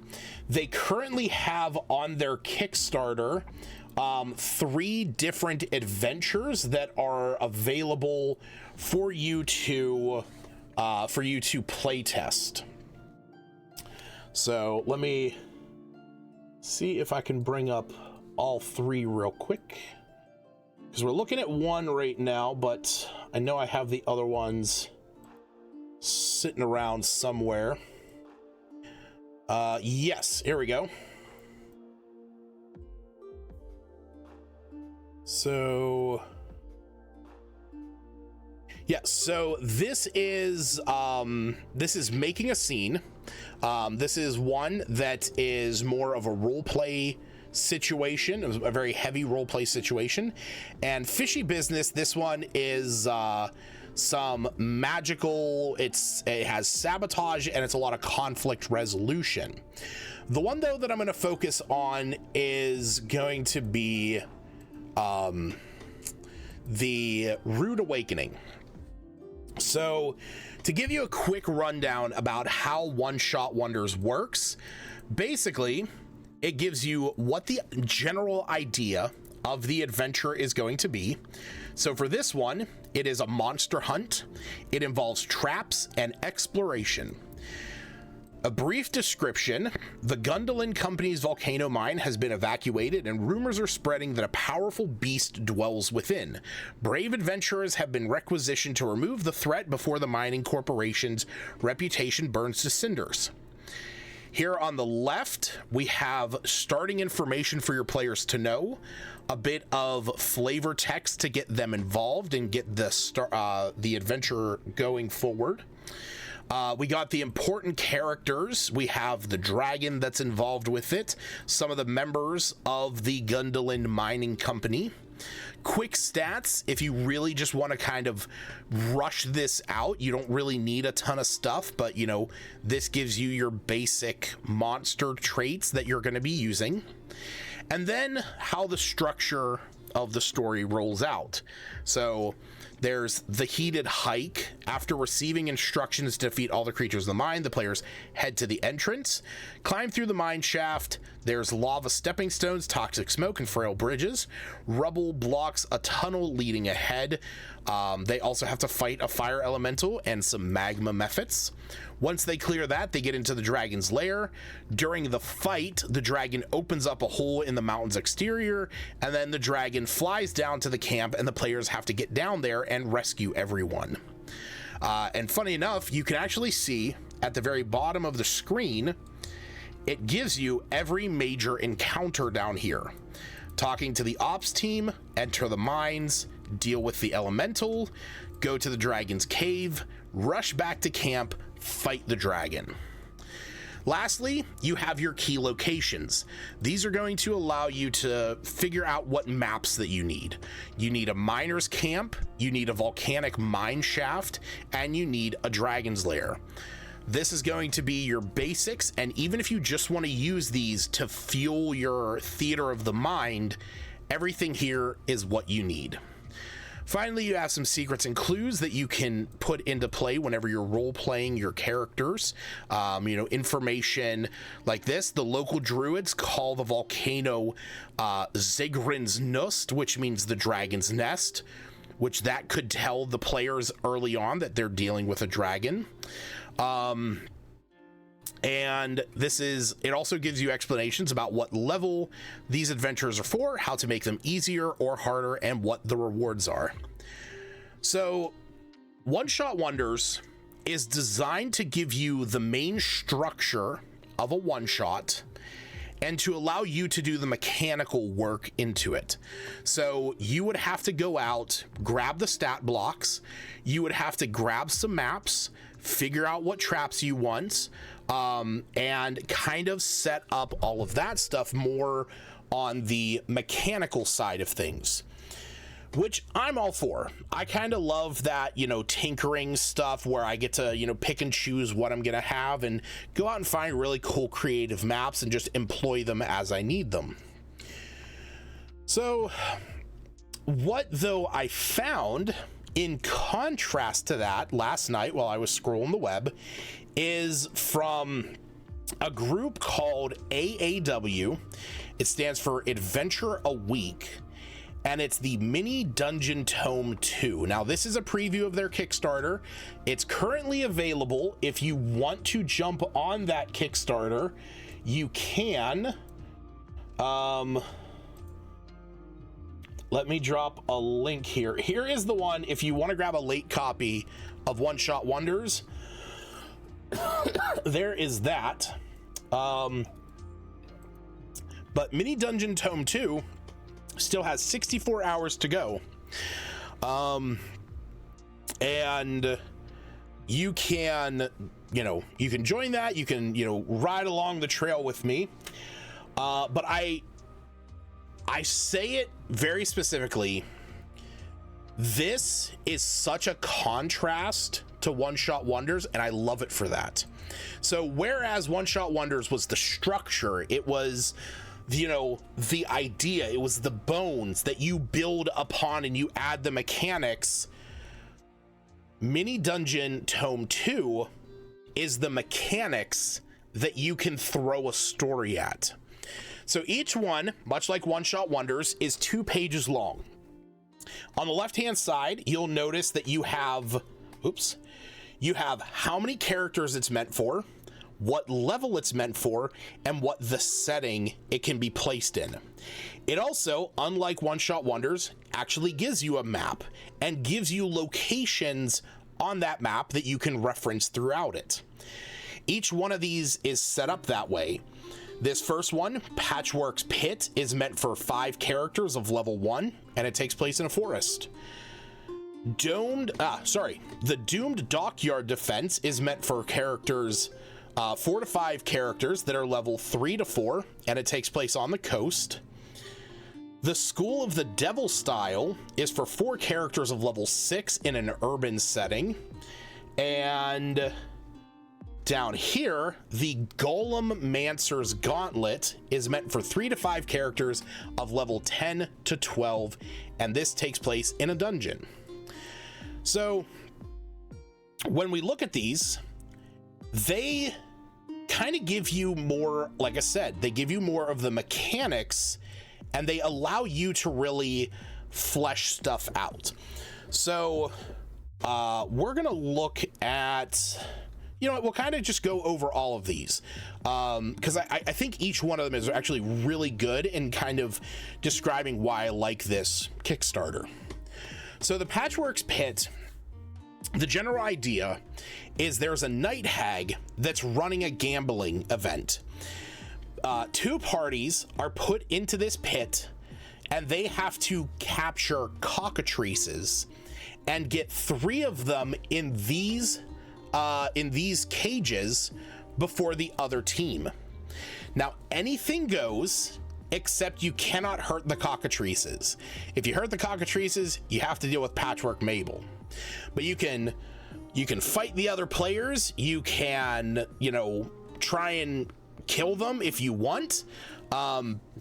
Whatever the case may be, this is how it is. It's basically a gambling ring. So this particular adventure, or the way that they originally designed this, is to actually introduce players with one another. Like it says here, it's designed to start a new campaign. Characters who know each other prior to the adventure might be hired to track down a competitor who failed to return from the pit.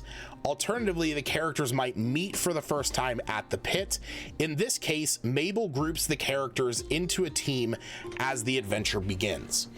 So it then gives you a description about how the levels are set up, how they're 10 feet, how each level drops down 10 feet, how you can try and climb around them by using athletics and acrobatics, how the contest is supposed to work, what the opposing team is, and what they're going to do on their turns.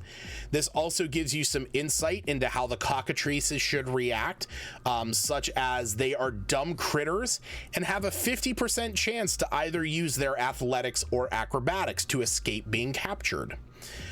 Patchwork Mabel, the night hag, is disguised as a beautiful human woman, but has a dust mephit companion named Bobbins, who kind of manages everything around. There are commoners around this whole location that are watching the event, that the players can talk to them and try and gain information. The walkways, it gives some information about that you have to, if you try and cross them, you could fall down into the pit, down to the next level. There's an unstable ledge over here next to the floor that you could fall down into. And finally, at the bottom, there is a floor. The floor of the pit is littered with bones and the broken remains of petrified competitors. Because one of the things you have to remember is that cockatrices petrify their enemies. So you could turn into a statue during this fight. Basically, the first team that retrieves all 3 cockatrices from the contest, they win. They win 150 gold or some other item that the GM or DM determines. And if the party tries to intimidate or scare Mabel, she's a night hag. She can handle a level 1 party. But like it says here, she will also just disappear into she I want to say she like fades into the Feywild or something. Doesn't respond to intimidation, ending any conversation immediately. Oh yeah, here it is. If attacked, Mabel will cast Sleep or retreat to the ethereal plane, leaving Bobbins to handle the belligerent characters. So, unlike One Shot Wonders, which said, hey, here's a story, here's some flavor, and here's some, general structure, Mini Dungeon Tome says, hey, here's the hard mechanical crunchy stuff, figure out the story. You drop this in where you need it, and you work with it. And I love that so much. I could see this being played into a MacGuffin that Mabel has. The players need to get some item, some relic, a pendant, some statue, whatever the case may be. And somebody says, oh, I've seen something like that. Old Patchwork Mabel has that over at her pit. You know, she might be willing to give it up if you win her contest. And, you know, okay, cool. This is the first thing the players can go and do. Or crank up the difficulty. Make the cockatrices a little bit stronger, make the enemies a little bit stronger, and just dump this in wherever you need. Something like this can be very quickly thrown in as just something the players stumble upon in the forest. You're traveling through the Glendale Wood. As you move through there, you hear a commotion coming from the north. As you travel closer, you see a crowd of people surrounding a giant pit in the forest floor. The pit is dozens of feet wide, and you can hear the commotion and clamor as steel and sword clash with one another within the pit. You see a beautiful woman ushering you over as she says, please, come, join the spectacle. Watch, see who wins. Who is the victor of this episode of Patchwork's Pit? And draw the characters in with something like that. So, you know, this is a really cool just thing that you can throw into any campaign, any adventure, or just run it as a one-shot. It's honestly just a good way to actually run combat with a with an objective-based finish. You don't have to kill everyone. You can just try and capture the 3 cockatrices and get them out. Valhalla Silverwind, or Vashhalla Silverwind. Thanks for the follow. I appreciate that. All right. So scrolling down a little bit further, we have this second adventure that is present in here, the Doomed Dockyard Defense. So as it says on the left, this is meant for 4 to 5 characters that are level 3 to 4, and it takes place on a coast.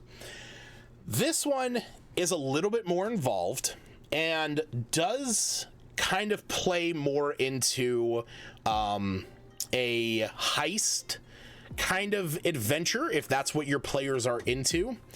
Basically, the way that they have it listed out, the players are hired by the Fenar trading company that is moving treasure out of the town that they're in, and the party is hired to protect this treasure.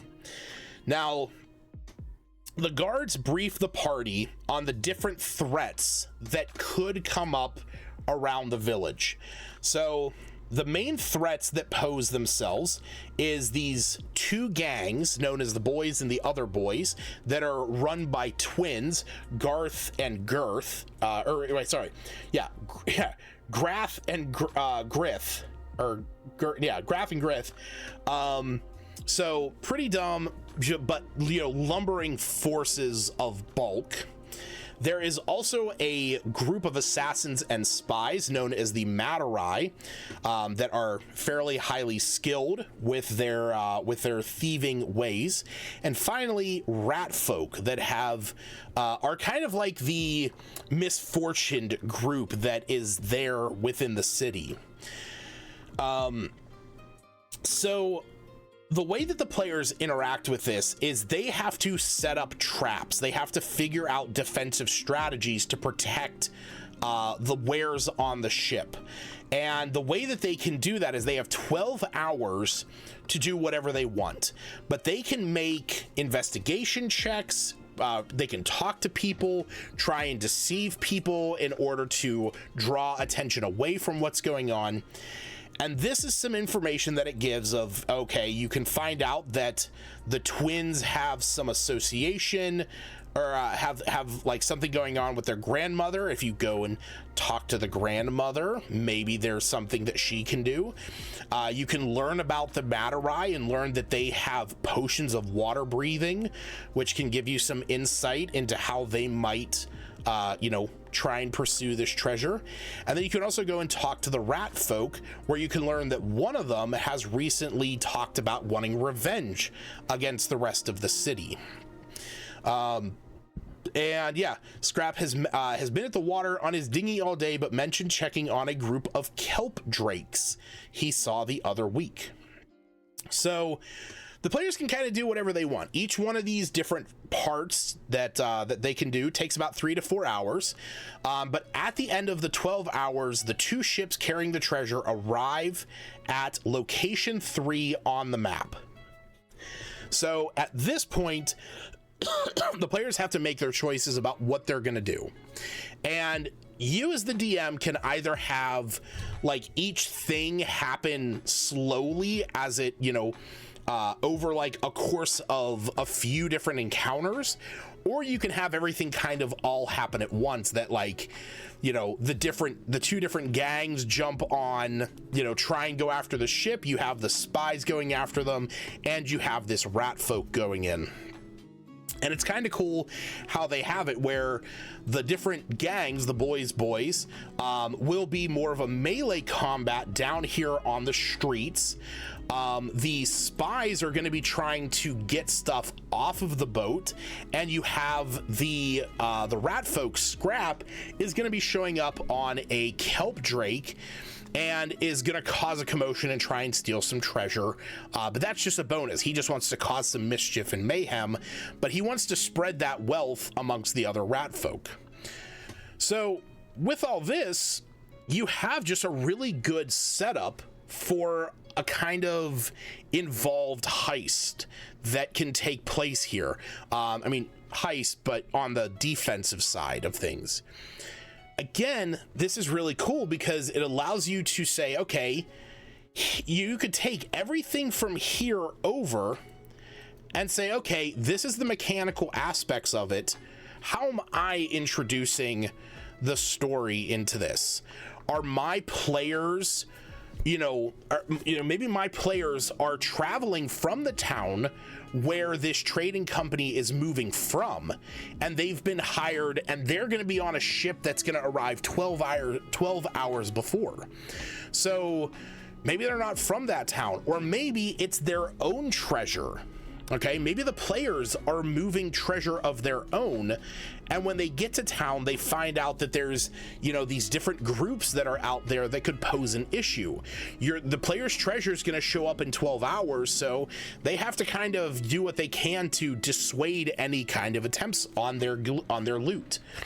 So, again, much like Patchwork's Pit being mechanically sound encounter that you can attach to any story, the Doomed Dockyard is pretty much the same thing. Now, going down to the School of the Devil style, this one is a little bit more solid and more set into what it should be built into. This is what I would consider more of like a classic one-shot of the background makes sense for what you're doing. Everything within this place makes sense for what's going on, and you kind of have to just run it as is. So the idea with this is the Royal Academy of the Arcane has a group of halflings that is known as the Halfway House. And recently, all communication with the Halfway House has gone silent. Like it says here, but yeah, 1 week before the exams, the halflings Warren went quiet. Prefects sent to investigate have gone missing. The students will not answer the professor's sending spells. Something has gone awry. So the players are sent there to investigate, and basically through the whole thing, they find out that one of the members attempted to summon a demon tutor to help him figure out ways to cheat. And unfortunately, he misinterpreted tutor for sensei and demon for oni, and they got an oni sensei that is teaching them monk skills and how to like use fire attacks. And so with this, it's the players going through this marked dungeon and just putting an end to all of it. So whereas these other ones are more, you know, hey, you can build up any story you want, this one kind of works for what it is. Now, arguably, you could just kind of wipe the story, take this really decent map, and just have it be the players are sent to this they're sent to this place where strange things have been going on. Weird people have been seen coming in and out of this old warren that's been abandoned for years, and the party has to fight their way through and eventually deal with the one at the end. And you could still have it be something like, oh, I was trying to learn something, but I would say instead of making it like cheating on their tests, make it I wanted to learn the secrets of the world or something like that. So that is more of a classic dungeon. And same with the Golem Mancer. So the Golem Mancer one is there is this Golem Mancer that has been unleashing her creations upon the nearby villages, and they want them to stop. So the players have to go there and deal with what is in there. Now, the cool thing about this is that this whole thing is kind of based on your players, whether or not they try and actually go in stealthy. So the whole dungeon actually has an alert state where if it's dormant, they can kind of move through and things aren't going to initially attack them. But if it's activated, suddenly everything is going to attack them, and there's going to be lightning, and it's ramps up the danger so much higher. But, you know, at the end, going up and fighting, you know, this character, what was her name? Zarastra. Now, it's fairly short. You know, it's only 2 main rooms. So, honestly, you could take this and tie it into something a little bit bigger. You could have this be the final encounter that is led up in a small adventure. The party hears about these strange creations, these constructs that have been attacking the nearby village. So they travel out there, they find some of these guardian designs, which are essentially animated armors with giant helmets. Or you even just put out constructs. You put out war forges that are wreaking havoc. Let the players deal with those and talk to some of the folks around town. And it's like, well, they always come from the west. I don't know what's out there. You know, most people don't travel out there. It's just the old mountain out there. So the players go out there, and maybe they have to search around. Maybe they have to find a way to get into this place, or they hang out for a little while. They try and follow one of the war forges or the golems that has come out, and they try and see where it goes, if it goes back. So again, this is one of those things where it's good on its own, but could be added into another story. So, but yeah, that's the general style. That's the general gist of this awesome Kickstarter that's you know gonna be finishing up in a couple days, called Mini Dungeon Tome 2 by Adventure a Week.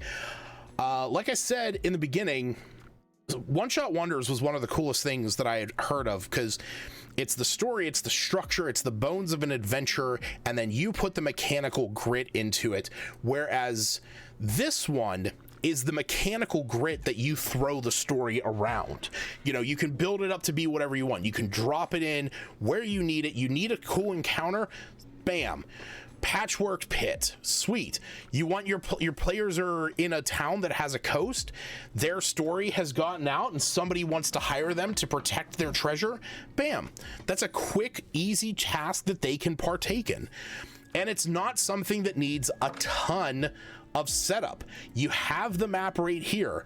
You can copy and paste this into whatever VTT you're using, or you can print this out if you're playing, you know, pen and paper, and then you have all the stats that you need. And if you are playing virtually, if you have this up, the nice thing is you can click any of these links and it actually takes you to a page where what was it? There it is.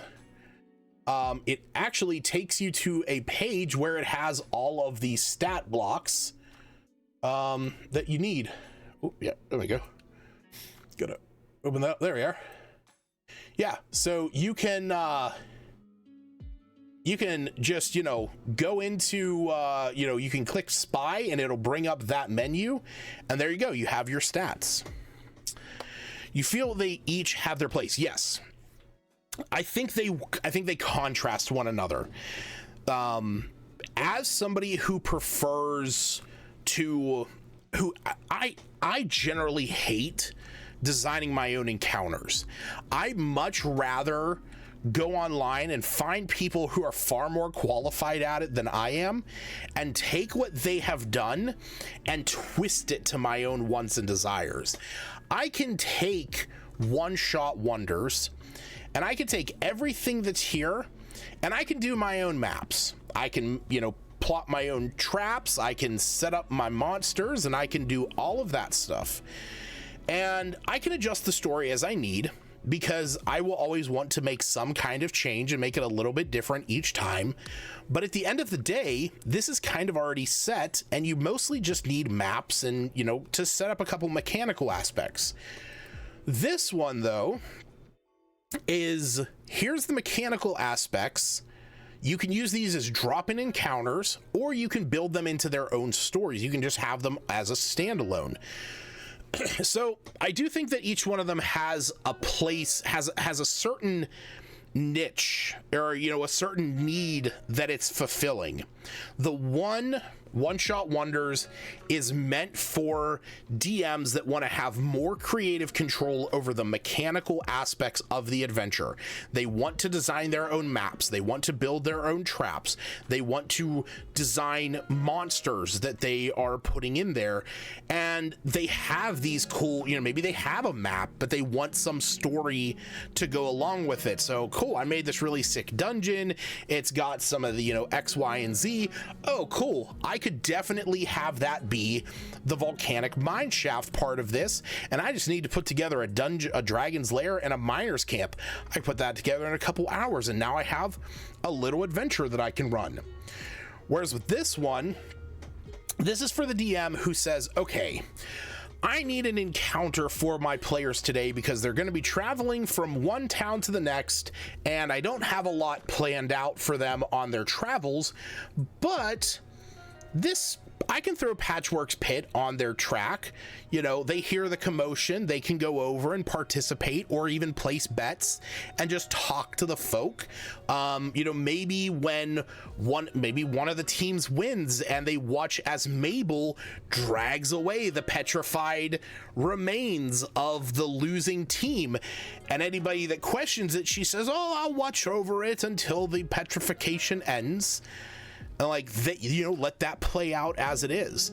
I think each one of them fulfills a different role, and in my own respect, I kind of love both of them because I like making my own map in some cases, and with that, one-shot wonders fills that role. But in a lot of cases, I just love having these encounters that I can drop in, and the fact that they kind of tell me how they're supposed to be balanced. I have 5 players that are, 4th level, or I have 4 characters that are 6th level. We have 5 characters, and we'll bump their level down a bit. So yeah, we can run something like that. So yeah, like I said, I wanted to talk about both of these. I really kind of fell in love with these whenever I first saw them.